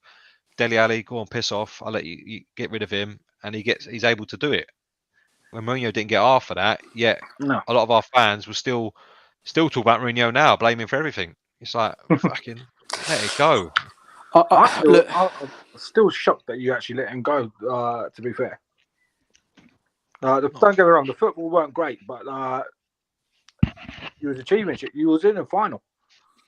But we weren't getting near the Champions League, were we? We were nowhere near it. I think this will be. In fairness, he wasn't really back, was he? Once you can't get or if you get to the point where you can't get Champions League football, mathematically, it'll be see you later. Yeah. Well, that won't be 2 ages yet. But I think also if we come out the group, if we don't get out the group, then I think that's got to be a big fucking. Boy, hang on a minute. Especially that group. I don't think it's possible. It's possible, very possible. I haven't given up hope, guys. I know Pete. I'm not giving up hope, Dan. I know it's coming. I hope I'm wrong. I love to be wrong. Unfortunately, it doesn't happen that often. Yeah, when it comes to Spurs, because history, we've got history. As I said before, when people were moaning about me saying the owners aren't being ambitious or they're going to do this, that, and the other, I've still got my humble pie in the freezer. I happily thaw it out and eat it when the time is right. But at the moment, there's no fear of that coming out anytime soon. And we've been Spurs fans long enough to see where this is going. Yeah, it's in the cards. You know what I mean? We've seen these markers, hints, whatever you want to call them. You don't need to be Mystic Meg to know this because it's happened before. History keeps repeating itself at our club. Conte, he can turn it round, and these players. He can do. I think he's got to go. Do you know what? Listen, there's enough there to do it. Yeah. I'm not saying they're going to win the league or nothing. No. There's enough there to do it. I think Conte's got to look at himself, go, right, am I doing everything I can to make us a better outfit? Am I doing everything in my power to do that? The answer is no. He's doing as well. This is my way. Bollocks to anyone else. They don't want to give it to players. I ain't going to change. Yeah, I'm not going to adapt anything. Fuck them. Yeah, then get rid of me. That's where I see he sees it. And and let's be honest, for what we've seen, the evidence is that's his attitude because he's not doing anything else, is he? I'll pick Emerson where I want to. I didn't want Spence. I know Emerson's shit, but I'm not picking Spence just because they bought him. Yeah. I didn't want him, and this is was counterproductive, isn't it? But what was the other line he came out with about Doherty? I don't want to lose. I'm not stupid. No, he's saying because he's not ready yet, and all this sort of stuff. Is that genuinely what he said, or was it just taken out of context? Because I've not seen the interview. It's along them lines. Yeah, I think it was exact words. They basically were saying, why are you not picking Spence? Why are you not picking Doherty? And he said, Spence, he said, the fan, I know the fans want to see, but they don't see him in training every day like I do. He's not ready. Yeah. And then Doherty, similar thing. He said, he's not ready. He said, I played him every game last year. If you look, I played him every game last year because he was good. He's come back this year and he's a different player. And I want to win. So that's why he's not being picked. Bulky midfielder, to be fair. Yeah, so I can only see you got Emerson Royal, though. You got Emerson Royal. And I know, I don't know if you've seen it, Dan, but over the last year, when Doherty started coming into a bit of form before he got injured, you saw him a lot more on the socials with the players and all that. He looked like part of the squad. Whereas his early part, he didn't. It was a lot more prevalent. You see him more often. Sort of, I think he likes golf and all that sort of shit. So he was like blending in with the squad. And then no surprise, his form when he got, I think it was a Leicester game, wasn't it? He came on and then sort of done really well, and he carried on from there. And then you think, so if the players, if he's a favourite of the players, that's going, and especially when your mate can't get a game, but you watch that fucking idiot get a game, you're like, nah. And if it's for political purposes, you're like, this is wrong. All these things all go into the pot, stir it up, and cause trouble. Well, we'll see on Saturday, won't he? He'll be playing, won't he? Doherty. Well, I don't think he will. I think he'll put fucking Richarlison right back or something. Yeah, no, I think or Perisic is right back. He will, yeah. Put Perisic and Sessegnon, and we've seen how poor Sessegnon is. And let's be honest, Perisic, he started okay, but he's not set the world alight. But again, what do you expect from a 33-year-old? Not impressed. Not impressed. No, not enough. Not enough for me. He digs his cross out, but other than that, he's not been the Perisic we thought we were getting. He's got to adjust to the league, isn't he, as well? But you got to give him time. I'm not slating but there's been moments, but then you think if that's what he wanted and he's not getting anything out of him, what chance has he got elsewhere? I just think there's so much going on that we're not. Not a lot of positive stuff, is there? It's not helping himself. The players ain't helping him at the moment either because they're missing chances galore. So there you go. But I think, out of respect, it is a North London. We've got to let the Arsenal boys have a fucking Listen, mate, have their moment. Go on, boys. Where you go? I've already had the party, man. Did me tour bus and everything. I did. No, the thing is, in all fairness, I called it. All right, see you later. Yeah, good night, boys. Yeah. No, the thing is, in fairness, I called it. I turned around and said, "You play yourself saying football, we'll just walk around you."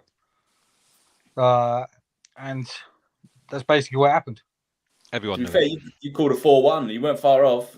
Well, like I said, I said on, I think it was on Twitter that basically I called 4-1, but I'll take 3-1.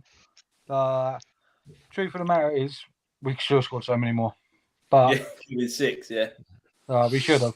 But at the end of the day, it's a victory over Spurs. Sorry, I apologise. And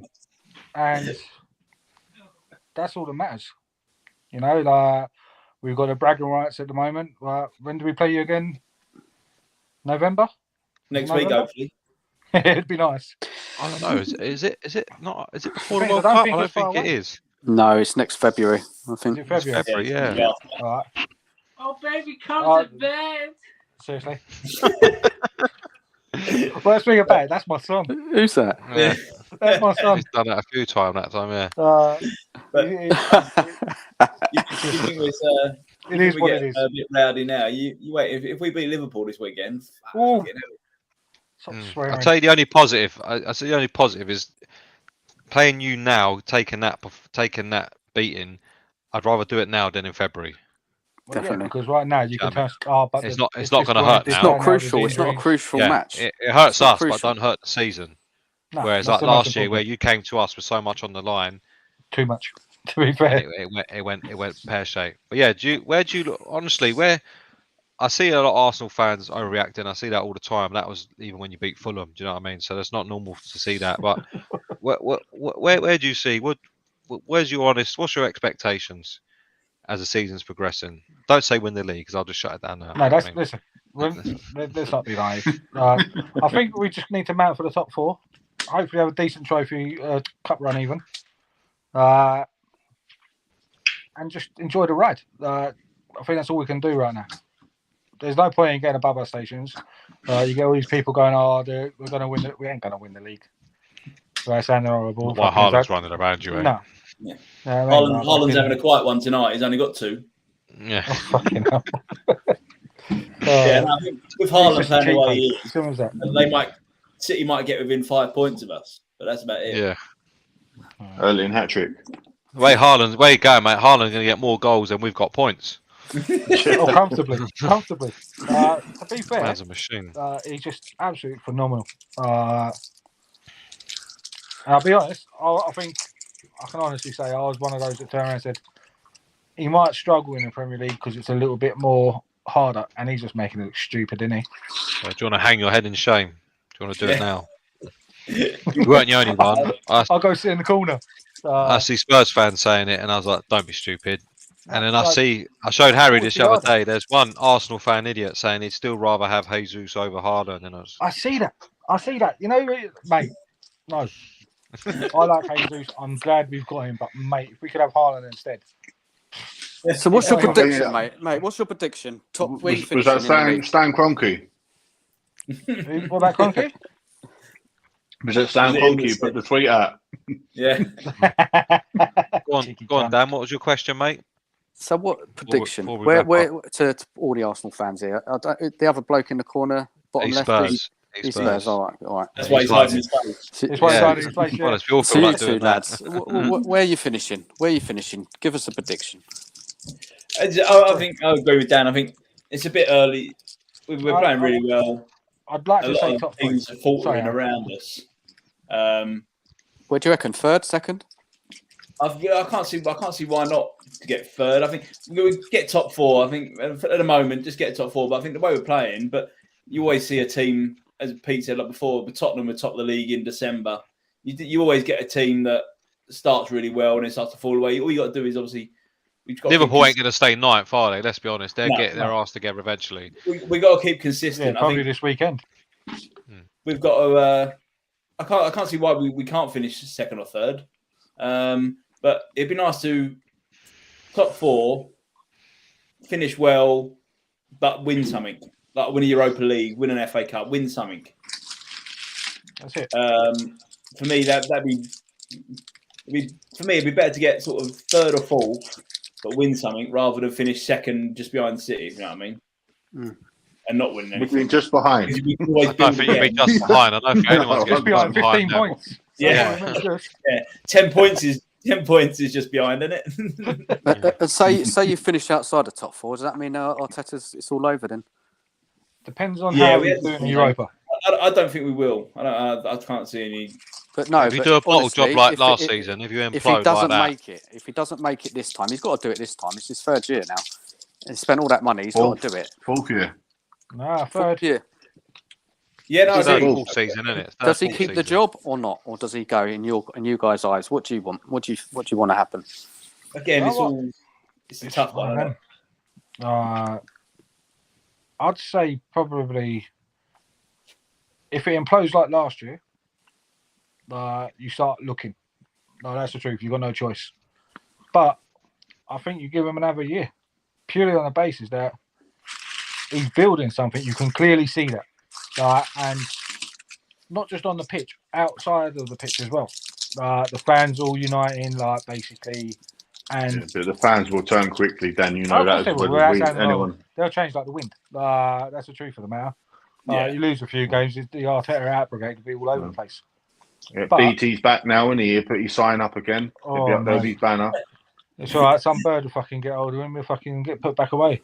But the thing is, look, at a minute, I think as an Arsenal fan, all I can say is, look, just enjoy the ride, man. It's been a while since we've been this competitive. We've had flashes where we've shown good quality and stuff like that, but apart from the Man United game, we've been consistent the whole season. And the majority of games we've played, we've been the better team on the pitch. But yeah, honest, I think for anyone, it's what you start is because of the World Cup. That could be the worst thing that could happen to you because you could still be riding high. The World Cup comes along and everything's sort of reset, isn't it? It gets reset. Everyone comes back. And you've got the injuries. Don't know what's going to happen, but all that momentum is gone. You know what I mean? Then you got to start again. It's like 2 parts of the season. Yeah, 2 parts. The only thing that stops us getting top 4 is injuries. Yeah, to Jesus. That is the only thing. Harry Kane lifting the World Cup. Yeah, that's never going to happen, is it? Yeah, no, not Southgate, mate. I can't see us losing that many games. What's impressing me the most at the moment is not the fact that we're winning games, we're playing well. It's the fact we're limiting teams against us to so few opportunities. We're setting up to the point where we're stopping them doing anything, and I think that's a bit more impressive than anything. Who's your ones coming up? Who are you playing next? You've got Liverpool at the weekend. Who you got after that? Liverpool, and then we're meant to have City. No, that's this weekend at Boda. You got Frodo Baggins this week and next week. Who we got? I think you beat Liverpool. Yeah, Liverpool. I don't. They do Liverpool all over players. Leeds away. We all know Liverpool have got the quality and they're due to turn that tide. Like I said, it won't be this Saturday. Have you seen Liverpool? Have you seen them this season? They're dreadful, especially with Martinelli up against Trent. Unless Liverpool don't normally go to Arsenal lately and beat them, it's normally a draw or it's a tight game. I think the way Arsenal are playing, I think they'll favourites. They're favourites, and No, I think if they're that as good as they think they are. I think we'll see another Trent disaster class, and he get turned inside and out because they're right for that. Exactly what they did to Royal, they'll do to him. In all fairness, Martinelli did that to Richarlison at the weekend, didn't it? Made him look right stupid. And Royal, but they'll do it again. I don't think Liverpool are ready. If you're an Arsenal fan now, you just got to pick up these wins when you can get them. Yeah. Why these teams are out of form? Why there's teams in transitions like the Chelseas with new managers and all that? Man United being a bit hit and miss. We're all over the place at the moment. I know we're picking up results per se, and most of the time we're still in a bit of it's still poor. Yeah, it can still go either way. You lot are cruising. You just got to keep doing what you're doing. Each game as it comes. Well, get the wins. They're playing well. They are playing well, but the advantage you've got, as Harry, you've said many times, is that on a Thursday night you can rest players. Yeah. I'm looking at tomorrow. I think we can basically replace the whole 11 and still win that game. Yeah, but even if you don't win it, it's not a disaster, is it? You know what I mean? Is it home or away? The thing is, it's home. Yeah. So you win that at home. You always win that at home. This team I've never heard of in my life. Yeah, I mean you got to set out. I mean after the Liverpool game, you probably got to make your way to their ground because you got to get 15 modes of transport, an horse, donkey, boatman, like fucking. You know, who's seen the Knight's Tale? You know when they go across with a boat with the geese on the chain like that. The old, probably one of them. Yeah. No, boat. It's only Norway, isn't it? It's a nice, easy trip. Norway. Yeah, time you've gone past all the mountains and shit, all this, you got to get there on skis. Yeah.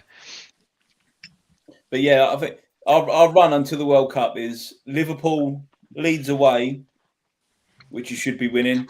Southampton away, Forest at home. Whoa, the blimey. Chelsea away, Brighton at home, Wolves away. He's got some nice fixtures, haven't he? Yeah. Brighton at home. All the way up to the World Cup. Yeah. Wolves away. You never know what you're going to get out of them. They'll have a new manager by then. Well, yeah, it depends. So you don't know what's going to happen there. Because they're a talented team. They can play some nice stuff. They struggle scoring it. Leeds ain't doing too bad this season. You never know there, but I think you'll have enough. Yeah. Listen, you got to, and I take my hat off. I don't like it, but you are where you are. As I said, you are where we were. It's role reverse, isn't it? 5 years ago, obviously we're sort of in our second year, 2017, 2016. We were like you, young team, hungry team, young manager, steamrolling teams. Just needed that final bit of fucking stardust to come in, take to the next level. That's where you are now. Yeah, the difference is they will invest, whereas we didn't. We had Enoch, and they didn't invest.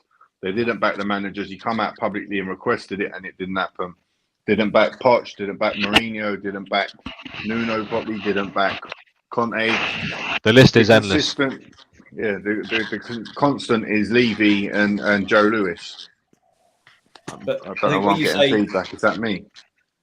Yeah. Where you say a little bit of stardust, I think the difference is this year compared to where we were last year is we were still playing some nice stuff last year. The difference is the two City players. They're just winners. Yeah. Mm-hmm. That's why I couldn't believe we didn't. City had basically a car boot sale on some of their players, and we didn't get involved. It wasn't it? Zinchenko, Jesus, Sterling. None of these went for huge sums of money. No. Yeah, they're all gettable, and we don't go and have a word. They've made such a difference, and I think we've been quite fortunate that Saliba's come back. Tomiyasu was injured, so he's had to play him, and he's just been on fire. Mm. So yeah, getting them two City players in, I think that's a big difference, and that's why I'm saying. Yes. Sorry to interrupt, Harry. Just wondering, how did that schooling that Harry Kane was going to do go?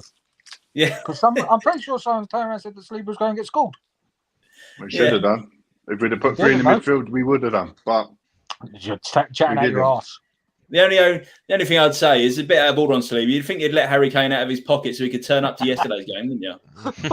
Oh, mate, he was terrible, wasn't he? He was dreadful. Mate, you've been sitting on that all day, have you? Yeah, I've been waiting all day. I've got a whole list of them, mate. Do you want them? Yeah. When I told him I couldn't do Tuesdays, fucking hell, I've got hold on to this for another day.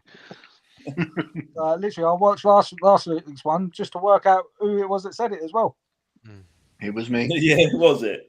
Listen, I've been Spurs fan long enough before the derby, especially if you can when we're away. Don't say nothing. Shut up. We've gone into that game a full team many times Spurs, and still get turned over. To be fair, Steve will turn around and put his hands up when Spurs are being shit. All right, but he's got those blinkers where it's like, Spurs are going to do the best. They're the better team. They're the bigger team. They're this, they're that. Right? I'll always back my team. Oh yeah, I'll always back them. But again, when you shit, as with anything in life, brother, if you put your chin on offer, you've got to expect to get it tapped a few times. This is it. Unfortunately, things that are beyond my control. All three of them. That's pot kettle there, baby. That is definitely pot kettle. You're only growing that. I got called a fat 50-year-old virgin the other night, mate, on another stream. So yeah, you've got to wax your chest. Because of my content opinions, I was getting pelters. But the thing is, it's only truth, isn't it? Mate, I see it as I see it. I call it as I see it. I nail my colours to the mast early doors. I don't flip flap. Yeah, if something changes my opinion, that's different, and I say where I was wrong. And but my mind ain't changing on here. I know exactly what's coming. Seen it. Got the t-shirt. Out of curiosity, got the scars. I'm not sure if we spoke about it before. Who would you replace him, Conte with? Well, this is the conundrum. I don't want Poch back before.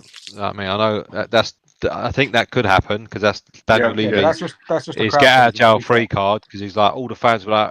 They might realise, you never back Conte. Oh, yeah, but I have Poch. Oh, yeah, great. Yeah. There's still fans that cry about him to this day. You like, let it go, will ya?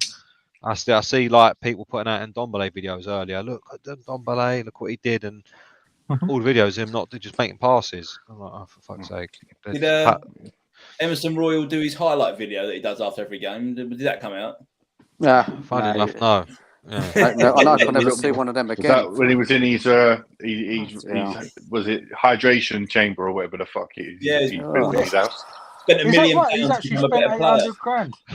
£1 million, yeah. I don't know what he was on. If I was him, I'd have bought a plumbing course or something because that's where he's going to end up or do the knowledge. But he's clearly getting too much money for your club. Listen, I hope he kept the receipt. To scout Hakimi, didn't he? I mean, he's got 3 games off now. He go and fucking do it himself. Yeah. That's the best thing to come out of that derby. You can scout whoever you like, mate. If it's not down there, if your legs can't do it, they can't do it. You can watch all you like. That's something you do when you're 16, when you're learning your game. If you haven't got it, you ain't got it. A man's not a wing back. He's not a footballer, in my opinion. He can't do the basics. That's nothing personal. I'm sure he's a lovely lad, but in terms of the Emerson Royal, the footballer, leaves a lot to be desired. But again, it's not his fault. Who bought him? Why does he keep playing him? It just makes it worse for him. It can't be hard. It can't be nice for the boy. He goes on Twitter, sees all this abuse. Yeah, and I don't agree with that. Would you put Spence in on the weekend or no? Yes, I would as well. I'd put. Yeah, I think you've got. What have you got to lose? I think Doherty's still coming back from injury. I think it's still. Give Spence a go. Yeah, you've bought him. Yeah, and this will also cause friction between Conte and Levy because whoever.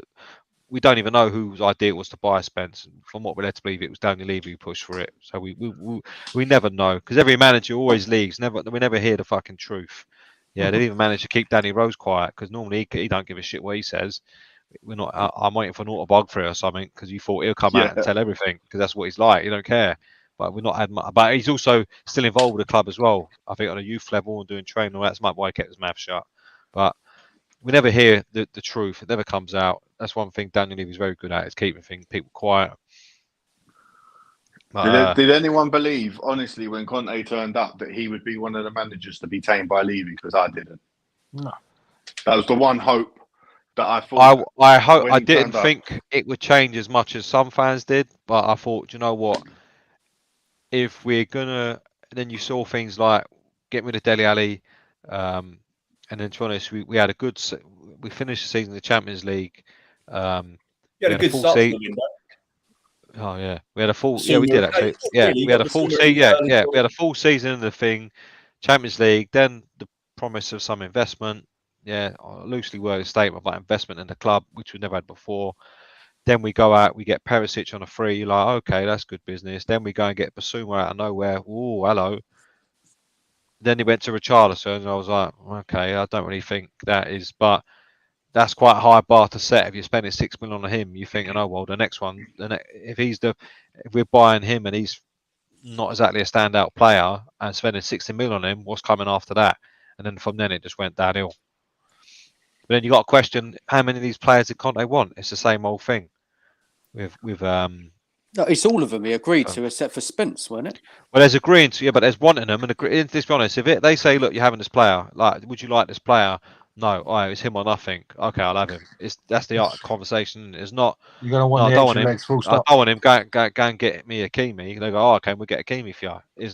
There's agreeing to and there's wanting. There's two different things. I can't believe that when Conte and Paratici sat down in Sardinia or wherever the fuck it is, their holiday homes in Italy, they went, right, get me Spence, get me Fraser Forster, get me fucking Richarlison. Maybe Richarlison's on the list. He was bigging him up, though, weren't he? Richarlison, he was loving him. Oh, he's such a great player. Buy me his OJ. He works very, very hard for our team. And as much as I wasn't a big fan. It's industry, but not much quality.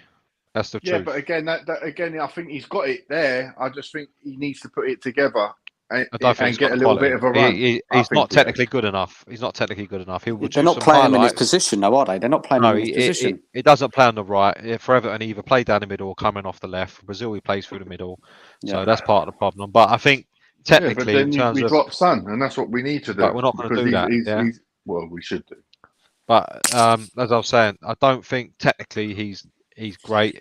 Industry, yes. Work rate, yes. In terms of giving you 110%, absolutely. But the actual quality, we've seen it enough now. We saw it last night. We saw it against Arsenal when it's decision making, final passing, when to shoot, when not to shoot. I don't think he's got it there. But he will run his nuts off for you and run through brick walls. Can't deny him that. Yeah, for me, is he a £60 million player? Never in a million years. Yeah, but again, the market dictates the price. It's not his fault. Not really, because the market was cheap this year. You had Sterling going for 30 million. Jesus went for 45 million. You could have bought Jesus and had change. Yeah, so we overpaid. And to be fair, the problem was I genuinely don't think you bought from relegation fighters. Yeah, exactly. No one else was sniffing around him. When you look at it, though, I mean, you just got to sit there and say to yourself, realistically, once I think them talks started with Jesus and Arteta, I don't think there was any other option. I don't think that Tottenham didn't look at it and go, that's a great addition to our squad. At the end of the day, I think the job was already done. And I don't think we could have pried that door open. I think that door was already closed. Jesus was at the point where he was never going to go to Tottenham. He knows how good Kane is. He doesn't want to sit behind Kane. He didn't want to be on the bench. He's done that. That's fair enough. How many years at City? He wanted to be the main man, test himself being the main man. He knows Arteta. There was no way you was going to get that deal over us. But then for me, why don't you go and try and get Sterling then if he's going next? No, I agree. I like Sterling. Yeah. He went for what, 38, 36, 7 million? Yeah, peanuts really. And 50. Even if he costs the same as Charleston. It's a lot less than 50. He's got. I mean, I'm not Sterling's biggest fan by any stretch of imagination, especially for England. Yeah, I think he winds me up sometimes, but he's a proven Premier League player and gets you goals. And he's played. I think if you get a chance to sign a player from Man City, you take him because he brings like the Pep premium where he's been well coached, well drilled. He's going to be a good technical player. All that exactly, yeah. That's all part of the Pep premium. He knows how to win. He'll be a good technical player. Be well drilled in what to do, well coached, good in tight spaces, all them sort of things, all what you want in a modern game. This is why Arsenal, you lot are benefiting because you went and bought two of them. Well, do you know what I mean? There was a podcast with Ramsdale, and he was talking about they were saying like sort of last year you've done well, but why is it so much different this year? And he said basically from the first day of pre-season when Jesus and Zinchenko turned up, he said training went up 10 times. He said it was ridiculous. He said the improvement I see in everyone they were now competing as if it was a normal game. They were just going for it because obviously these two superstars have come. Well, not superstars, but these two winners, proven winners. They've got 4 Premier League medals each or whatever they've got. They've come in and he said they've just taken the training and everything to a different level, something I've never seen before. So those 2 players improved Arsenal's first team, yeah? Massively. Yeah. Right. I think that's why I was saying earlier, that's why I don't see us dropping out the top 4. I think I've read last year on 8 occasions we lost 2 games, or we lost a game and then didn't win the next game. I can't see that happening this year. I can't see us doing 16 games. I'll be honest, I can't at the moment, the way you're playing. I can't see us going 16 games. And the way the rest of the league we don't win, if you know what I mean. So, and I think it's just bringing in them to improving a few others. They're getting older, they're getting more mature. I said before the season, mate, I said you'll pip us to 4th. Because I thought, I still think it'll be, well, maybe not so much now, but we'll see. I still thought it would be Chelsea, Man City, Liverpool, Chelsea, and then out of us lot, whoever gets 4th. I still think you might get top 4, to be fair. I think Conte, no matter what he does get points, doesn't he? He'll get the results. Yeah, he's a result guy. It's boring, but he gets results. It's not going to be there, mate. He's not going to be there. To be fair, remember these words. What about the fact that you're actually quite easy to work out how to beat? Who's beat us? If you're predictable, you're vulnerable. Who's only beat you? Yeah. We beat in the you Premier League. In the Premier League, we beat you comfortably. We should have lost. We should have lost more games than we have. We've been lucky on that. Yeah, but we didn't. We didn't lose, though, did we? We got the results. No, I agree, but the performances. There's arguing you got the results, but the formula have to beat you is easy.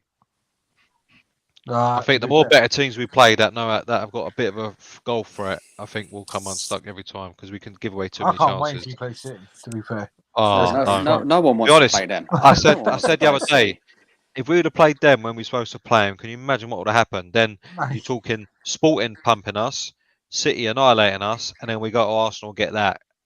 We're talking a whole different, and then moving on from Frankfurt, that shit show. Mate, the pressure then, the fan. Can you imagine what it's going to be like there? Especially with what Haaland and City would have done to us. Villa got a point. Villa got a point against City. Yeah, that's a one-off. Let's be honest. But you look at what they're like now. That's earlier. They should have won that game. Newcastle earlier in the season, City. Man City are notoriously slow starters. Once they get going, then they'll win 16 games in a row. Do you know what I mean? And if you're in that row, remember last year we beat them 1-0 with Nuno, and then they were top of league Arsenal, and no, they went at bottom, but then you went there and got absolutely pulverised. We'd beat them the week before. Yeah. Playing worse. Man City, they're just on another level, aren't they? We can't. Yeah, you can't compete with them. Getting it near them, no one. And now they've got sort of an apex predator who's getting a hat trick every home game. Terminator, isn't it? Yeah, they've gone for he's the best bagging hat tricks like there's no tomorrow. Best team in the league, and they've added 50 goals this season. He's do you know what? I should see a stat. He's 9 goals off the Golden Boot last year, and there's 30 games left. It's so scary. It's insane. He'll get that before Christmas. He'll have the Golden Boot wrapped up before Christmas. Just hope he gets injured, eh? He's not going to. If you was a Southampton player, you'd be going, "Oh no, I'm busy this weekend." I'm Southampton, mate. I'm getting the old Vaseline out, mate. And fucking. That's 5 or 6. 5 or 6. Yeah. Comfortable. Easily. And then you got Foden popping up with hat tricks and all. It's just like it's just insane. De Bruyne, him and De Bruyne are still sort of working each other out. Once that partnership's in full flow. Well, still trying to work each other out. Yeah. Well, you've seen it though. It's not perfect yet, but they're getting there and they're bagging assists. You think once they get full flow, they're going to get better? Oh yeah, I do. Yeah, I'll do. Yeah, I'll do. Yeah, it's a scary thought. They're going to be pumping most teams 5-6-0. And 6-1s and all that. Because now you sit deep, De Bruyne have just crossed it in, and then there's that fucker there who's like 6 foot. He's like this bit of gadget, the fucking legs, isn't it? Yeah. Go gadget leg. You can't defend against him. He's lethal in the air, and if he gets a chance on the floor, he's putting it away as well. They've got everything. The man's got everything. And even that, they didn't even have a defence at the weekend. Did you see their defence? They don't need one. They don't play monkey rush. Because even the keeper's good footballer. Do you know what I mean? It's mad. But I think he is gonna smash all records. Like I said, Kane will work his nuts off getting to Shearer's record. He'll have it about 2 years, and Haaland will have it, and then set it to another stratosphere. Yeah, he's unbelievable. You know what I mean? He could be hitting Ronaldo numbers this year. Ronaldo, Messi, what they did in Spain. That's I think, in all fairness, how old is he? 22. 22, yeah. Yeah, he's nothing. So he's not even touching his prime yet. Yeah, exactly. Yeah, it's scary fault, isn't it? It's a scary fault. Yeah, and we got them soon. I don't know when we got a rearranged fixture. When are we playing them now? Well, we should have played them already, isn't it? So there's going to be rearranged. That'd be moved after Christmas, wouldn't it? It won't be before the World Cup. Yeah, and there's a thing. He's not going to the World Cup, Haaland, either, is he? Oh no. So there's a video come out, and I did retweet it on the account with like Ivan Drago, and he's training. Then that'd be Haaland in the winter. You know what I mean? Putting on another 10 stone of muscle. You wouldn't want to be the first team to play City after they've he's going to be itching, isn't he? When exactly, yeah. Oh mate. Let's go back to Arsenal and let's look for a few faults here, because I don't think it's a done deal. I think they've got a lot to prove still. They started amazingly. They started well, but I think they've got a lot to prove. It's a long old season. Let's see where they are next year. They need to. I think they haven't got a big enough squad. They haven't got a big enough squad. No, injuries will be the key one. Yeah. I think they've got the luxury of playing the Europa League. Defensively, although they're much better, we saw on Saturday that if you get at them, you can do damage. Yeah. I think we should have scored more than we did if we had the final ball and all that. Yeah, that weren't your defence that stopped us. It was our being shit with a ball. That could have been a different thing. But you're not going to play against that sort of quality opposition in terms of firepower every week. I mean, you're looking at Kane and Son, very good strikers, Haaland, and you've got the Liverpool thing. The way Liverpool playing at the moment. What about Chelsea? They're still up and down, aren't they? They're up and down. Oh, mate. I'm looking forward to Aubameyang coming to the end. Aubameyang, yeah, I think he'll enjoy himself coming back. He's going to get crunched, man. I just want to see him get crunched by Saliba. That's the truth. Literally, that fucking Chelsea are getting away with it, you know. I know we're slating the Spurs here, but Chelsea, look how much they spent. They're lower than us. But they changed their manager, didn't they? They've gone but he's not good enough. We'll get rid of him.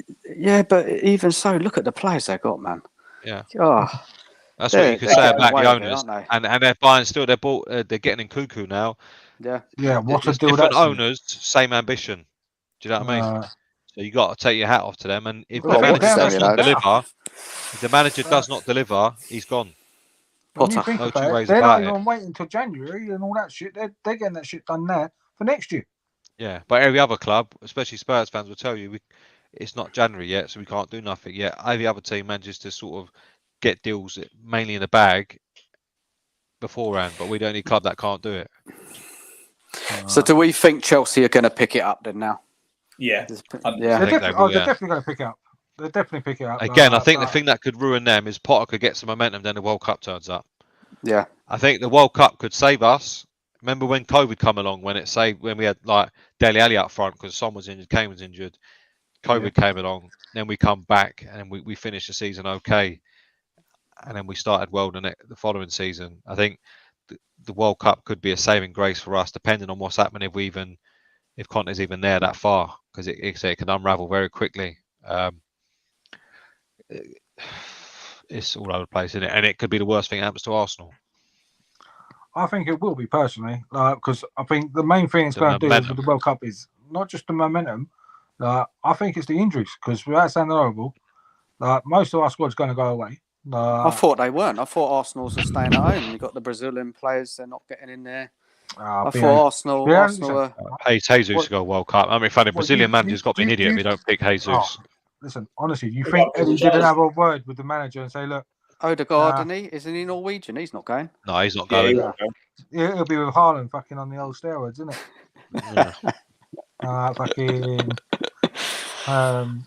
But to be fair... No, you're right, man. You're right. It's going to make a difference in the injuries, you know. Huge difference. It's going to be the best thing for some teams and the worst thing for others. The worrying thing for Tottenham is if Kane gets injured. Mate. Because to be honest, he's not exactly on form now. He's not doing nothing. He's playing all these games back to back. He didn't really have an injury last season, to be fair. Because he was playing once a week. Then he goes to World Cup, and he's going to play every game. Oh yeah, the old ankles are well overdue. He's got and you know England. There's always a broken metatarsal before a World Cup. Isn't there? So that's another. I can't even get any pride in watching our national team play because they're just as fucking boring as we are. Same sort of manager. But Pete, like if we're not creating any chances for Kane, is it his fault? We're not creating nothing. I don't think it's two. For me, it's two things. I think he's out of form. Yes. Are we doing him any favors? No. No, nothing. For me, he's creating the chances. He's starting the moves. We really want him on the end of it. I think we're asking too much of him at the moment to be two players. Yeah, and I think that's going to piss him off. It certainly pissed me off. Yeah. And the team is not set up to get the best. That's why I think for us the best form of defence will be attack. Yeah, just get through midfield, get you free up front, go to a back four. Yeah, and let them do it. Yeah, I agree. Yeah, that's what works for best for all the players. Basuma used to play in number 3. So did Bentancur. Yeah, Højbjerg can do his job. I think that will set us up lovely. Then you got Emerson Raw. If you're going to persist with him, okay, just be a right back coverer. Let Perisic get up and down. Do that. Yeah. For me, that's a perfect fit all round. Everyone then does what their natural game is. Kane then ain't running around like a fucking dropping deep, knocking a ball around the corner, then trying to get up the end of it. We're asking, it's too much because he's always the one dropping deep, playing the balls in. And yes, he did. He looked fucking proper knackered last night, man. Yeah. When you're chasing a ball all the time, I mean, last night I think it was. He had a couple of chances. You got Son who can't play a pass. I mean, there was that thing where Son could have put it across goal and he smashed it at him at his fucking stomach. Like, what are you going to do with that? So, I mean, what is that? Yeah? It's not clicking, is it? It's not clicking. That forward line's not clicking. Kulusevski, we're missing him. He does make a difference. He's a big loss. That's why I think when he's definitely, especially when he's not there, don't play free up front because you're just wasting it, and then you limit your options off the bench. Yeah, drop to a 2. Put the extra man in midfield. Then at least you've got Richarlison on the bench to come on to rotate play with Kane or Son. Yeah, to Kane or Son. Give one of them a breather. He can play his natural position. Then it's a win-win all round. But the only person that don't seem to want to do it or see it is Conte, and this is what is going to keep eating away at fans because it's not as if if he was doing everything he can and we were still losing, then all the focus would be on the owner saying, well, you ain't back this geezer. The players are not good enough. Yeah, exactly. Yeah, because we've been there before. We've said that before.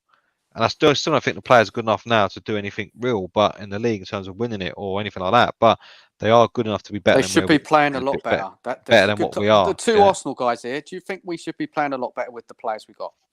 Yes. And no cheekiness. No, I think you should be. I think you're actually quite a strange team in the way that I think you should be playing better. I don't think the midfield's good enough. The two in midfield. What about Basuma? Basuma, do you rate him? Basuma needs to be put into your thing. He's a good player. I'll start him. I don't know why he doesn't start, but I think the strange thing for me for Tottenham is actually for how defensive they are. Since Conte's been there, they score so many goals. Yeah, but they've been in gluts. I mean, you think about it, was like 4 against Villa, 5 against Newcastle, 4 against West Ham. Do you know what I mean? There were always games where Kane dropped deep and the opposition decided just let him do it. Yeah, and then you go, but now teams are more wise to it, so they'll just suffer out. But we are, for a defensive team, we concede so many chances because the individual defensive players are not great.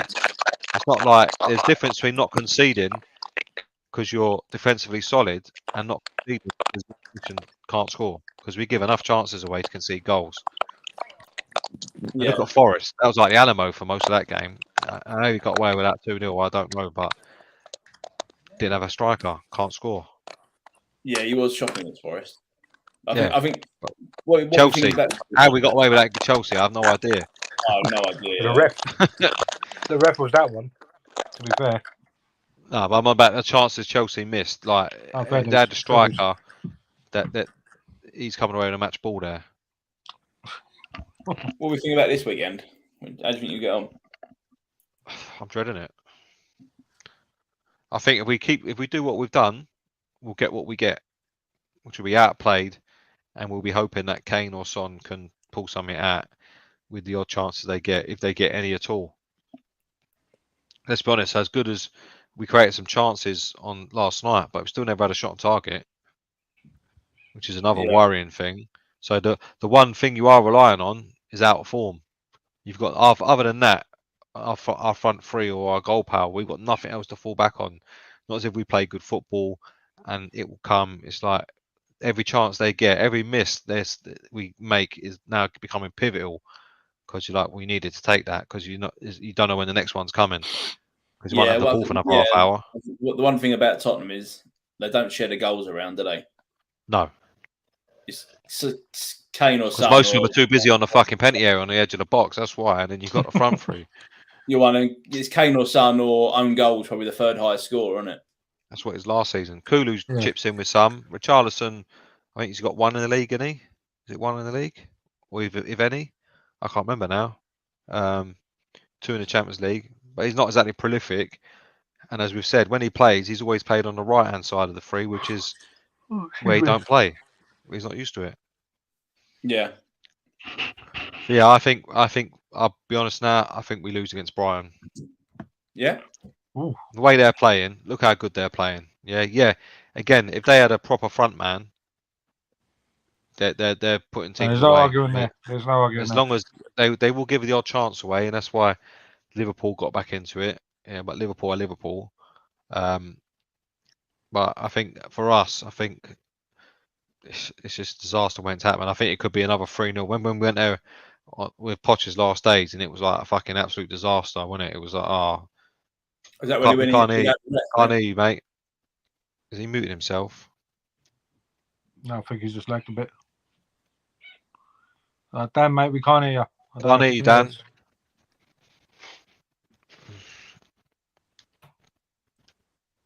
Was that when he had to go at the ref? Oh, that was he's gone. That was Burnley. That was the start of the end for him. That game. Yeah, I remember that one. Yeah, no, I'm dreading it. I'm not gonna lie, I'm dreading it. 5:30 kickoff as well. Yeah, they're normally good games, but I think it could be a good game to watch for the neutral. But for a Spurs fan, I think it could be a painful day, a painful evening. Pete, can you hear me? Again. Yes, mate. Yeah, can hear you now. So this thing about Brighton, when you said you couldn't hear what I was saying, but 3-0, like when we lost Pochettino, when we had Pochettino 3-0. Oh no, I don't think so. No way, surely not. Brighton, that Brighton was a lot worse than this one. A lot worse, to be fair. Yeah, they were like relegation Brighton battles every year. Now they're very, very good, well coached, organised, good technical players. Brighton who take chances, score goals. I think they miss too many chances, and I think the only way we're going to win is if we have a perfect. That's what I mean. For us to win, the way we're playing, everything has to be perfect. Yeah. Every chance taken, every ball spot on, all that, and that just don't happen in football. Do you know what I mean? At the moment, we're not playing like that at the moment. No, and that's what I mean. The way we play, because we're so sort of defensive and sitting back all the time, hoping to counter. We don't create many chances really overall, and we're not very good. Sort of Son's not very good with the ball, sort of passing, nor is Richarlison. So a lot of it's on Kane, which is why I probably got the ump. I think it's so much has to go right for us to win when you play like that. When you don't decide not to have the ball, and you can see as many chances as we do. How many do they play in midfield, Brighton? Brighton, how many have they got in the middle? I think they start with 2, but it's very fluid in what they do. There's a lot of transition in there. I think. I'm not quite sure off the top of my head, to be honest, mate. I'm pretty sure it starts as a 3, but then it's sort of, there's 2, but then a lot of them move in, that sort of thing. They're going to be all over, aren't they? They play like a 3-4-3, so they might actually match you up, really. Yeah, but they're not. It's not like the 3-4-3 where it's flat like we play. They come in, sort of. They play football. This is what I mean. I just don't get it right. We got better players than Brighton, but we don't play like we can play like them, but they play better football. Well, this is the frustration, isn't it? Because it's more connected, I think. Teams with half of what we've got are playing much better football. Yeah, and you think if we played the better football, the results will come as well. It's not as if if we start playing, if we try to be more expansive, we'll start losing games. I don't believe that at all because of the goal threat we've got. Just keep making chances for them front players, and they will score. Yeah, that's always my argument. When I remember in sort of Wenger's last years, and people were saying, "Yeah, but you'll get rid of it. You don't win stuff anymore." Go, yeah, no, I see what you're saying. Don't win stuff, but only one team can win the league. Only one team can win Champions Leagues and that. But I go to football to be entertained. I don't go there to just fucking sit there and watch 11 men behind a ball. It's fucking boring, isn't it? No, yeah. I mean, if there's it's all right if you're doing it in your game. Like, as I said, when City come to your ground and all that, you don't expect to take them on toe to toe because you know what you'll get. Yeah. And you can suffer it. Do you know what I mean? It's when you go. I mean, I remember when we had Mourinho and we battered Man United 6-1, Southampton 5-1. Then he went to Chelsea and we drew 0-0. But Chelsea were a good team, informed team then. But like, I can live with that. And we still had chances in that game. But you go, right, you can live with that because it's away at Chelsea. Then you lot came, we got the 2-0. And then he said, right then, break us down. And we just keep countering. Beat you lot. Yeah. City turned up, beat them 2-0, got the early goal, said, come on then, see if you can get us down. And when you don't, we'll break and we'll hurt you. Exactly what happened. A clear plan for that. But you got to bear the opposition in mind. Yeah. And then he changed it up to play the next team. I remember in his year, he played about 3 or 4 different formations, trying to get the best out of Ndombele and all that. You don't mind playing them tactics against the big teams because, especially when you've got such an inferior team, you can accept it. But when you got Nottingham Forest and that's happening to you, and Fulham are turning up, and Wolves are turning up and dominating you, and should be scoring 2 or 3 in the first half, you're like, hang on a minute, fucking hell. It's just not right. We ain't paid money for this, especially the money. I mean, I don't go to games, but do you go to games, Dan? You seen ticket hold anything like that? Can't afford it, mate. Exactly, same boat, not yeah. So you can imagine, yeah. So you imagine paying $2,000 to watch that. Yeah, and that's $2,000 just on the food. Yeah. What would you say? Frankfurt home's £95, isn't it? That's what I mean. £95 to watch Frankfurt home. I can't believe you're charging that much. That's nuts. Because he gets they do what he does. He does it in blocks of 3 games. Yeah. So lucky enough for him, we just got on the back of this result. Everyone was like, "Hey, everything's all good now. I have my 95." So he goes, "Right, we'll put it up. We'll make it a Category A game."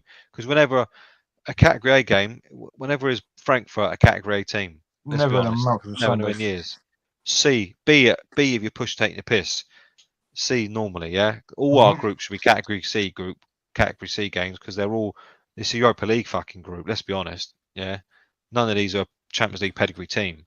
They're all Europa League average teams. You know what I mean? Every single team in that group is. You expect a Category A when you got a Barca, Real Madrid, or one of the big boys turning up, but to put that at £95, if he done that this week and put it out for sale, no chance. So he's not silly like that. He knows that I'm at £1. No, we've had a good result. We're whacking at £95. These idiots can't get their wallet out quick enough. That's it. That's exactly what happens. But again, as long as people keep turning out, I mean, that was the downfall of Wenger, really. But as soon as the old turnstile stopped turning, it was all of a sudden right now you've got to go. Yeah, but there's a problem there. When you've got lads, Son, I've got to check out, boys. Lads, all right, we're going to drop off soon anyway, mate. Because the battery's going to die. All right, mate. Thanks for coming on, Dan. Lads, good chat. Good seeing you, fella. Take it easy. Mate. Maybe see you next week. Guys, see you later. Look after yourself. Mate. Cheers, boys. Bye. Take care, mate. Yeah, we'll wrap up in a minute anyway. Yeah, I said last night on another stream, I was like, you can see how bad it's getting now because they can't find any Koreans in the stand with Spurs shirts on. Yeah. Normally, isn't it? No matter what you do, the one that got me yesterday. Oh, Pete, I swear. Right, obviously, you know what's been going on my way because obviously Steve would have told you.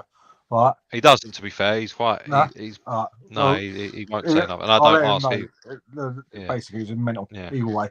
And then you tweeted that about the missus, like making sure the fucking game, getting for the game, mate. Oh, mate, I was pissing myself with that one. Yeah, but it's true though, because we got the problem when you got Son in your team or any Korean, whatever you don't sell, you can flog the ticket abroad. They'll be here in half an hour. Yeah, they will. Yeah, how many do you see? Honestly, on a, it's nothing against Koreans or anything like that, or Chinese, whatever. But you think I can't get an away ticket? Yeah, every time, every game they're there. Yeah. You think where did these come from? Man United's a classic example of it. Yeah. I mean, how many fucking Asian fans do they have in there? Yeah. Well, it's travel agents, isn't it? Yeah. And it's the same with Tottenham. They've got that link. So wherever they don't sell, as long as if someone says they're not turning up and puts a seat on the exchange, they'll find a way to get them in. Because they're queuing up to get in. When you got the Korean playboy like the Korean David Beckham in your team, it's true though, isn't it? It's what he is. It is true. Yeah. Let's be honest. That's why Daniel Levy. I mean, he's a good player, but he also brings a lot of commercial value. So much. There's no way about it. Yeah. That's why Man United kept juicing Park all these years. Never hardly played him, but you're going to get 44 fucking 4 billion people watching it every week. It's a shirt sale. Yeah, do you know what I mean? Arsenal tried it. You bought one, didn't you? You bought a Park. Oh, you bought one off. You bought one off Wish, though, didn't you? He was like, I don't think it was even Wish. I think it was AliExpress. Yeah. But it's economics, isn't it? It's the way it works. That's it. Fucking. I'll tell you what, lads. I think we'll call it a night because it's not been as depressing as I thought it would be. Partly because I knew what was coming before the game. So when you know it's coming, it don't hurt so much. And because where we are in the season, I'm like, well, there's plenty of time to get around that. It's always the hope that kills, mate. Ooh. I had no hope. As you know. I'll call it as I see it. I said exactly what will happen if we do that. That's exactly what happened. I don't take no pleasure being right, but it is what it is. But it didn't take much to work. Everyone knew it. Yeah. As soon as that team came out, I text Harry, Dickin is on the way. It was a good game, to be fair. I enjoyed it. Yeah, I loved it. I bet he did, yeah. Well, it's the role reverse, isn't it? It's a home fixture, isn't it? That the derby now. Whoever's at home is going to win. It's the same thing to Stevie, because Stevie was like, "Oh, it's the midfield that won you that game." I mean, bro, just on the day we were a better team. It's just similar. Listen, how many in the last 5 years we've gone to your team, Grand, 9 times out of 10, the informed team. Yeah, we're much stronger team. Yeah, and we lose. It's just the way it is. The same with Chelsea. We'd go there, as I said before, they'd be at the bottom of the league. We'll go there and lose. There's certain grounds that just don't do well for us. Yet we can go to City, with steamroll everyone in sight, and we'll turn up who struggle and then beat them. It's just that's football, isn't it? But I love it. We never perform well there, and you come to ours and invariably get turned over as well. Yeah. It's a home fixture, isn't it? It's a home fixture. Well, anyway, love and leave you up. Good stuff. And we'll probably Wednesday next week. I say because I've got college now Monday and Tuesdays for 10 weeks, and then so Wednesday's the only day I can do. I think Wednesday's all right. Yeah, it gives a chance for any shit result. Yeah, we can watch Harry Kane miss another 4 sitters. Yeah. That's how you get into that one. Yeah. All right, boys. See you later. Take it easy, right? All right, bye. Bye.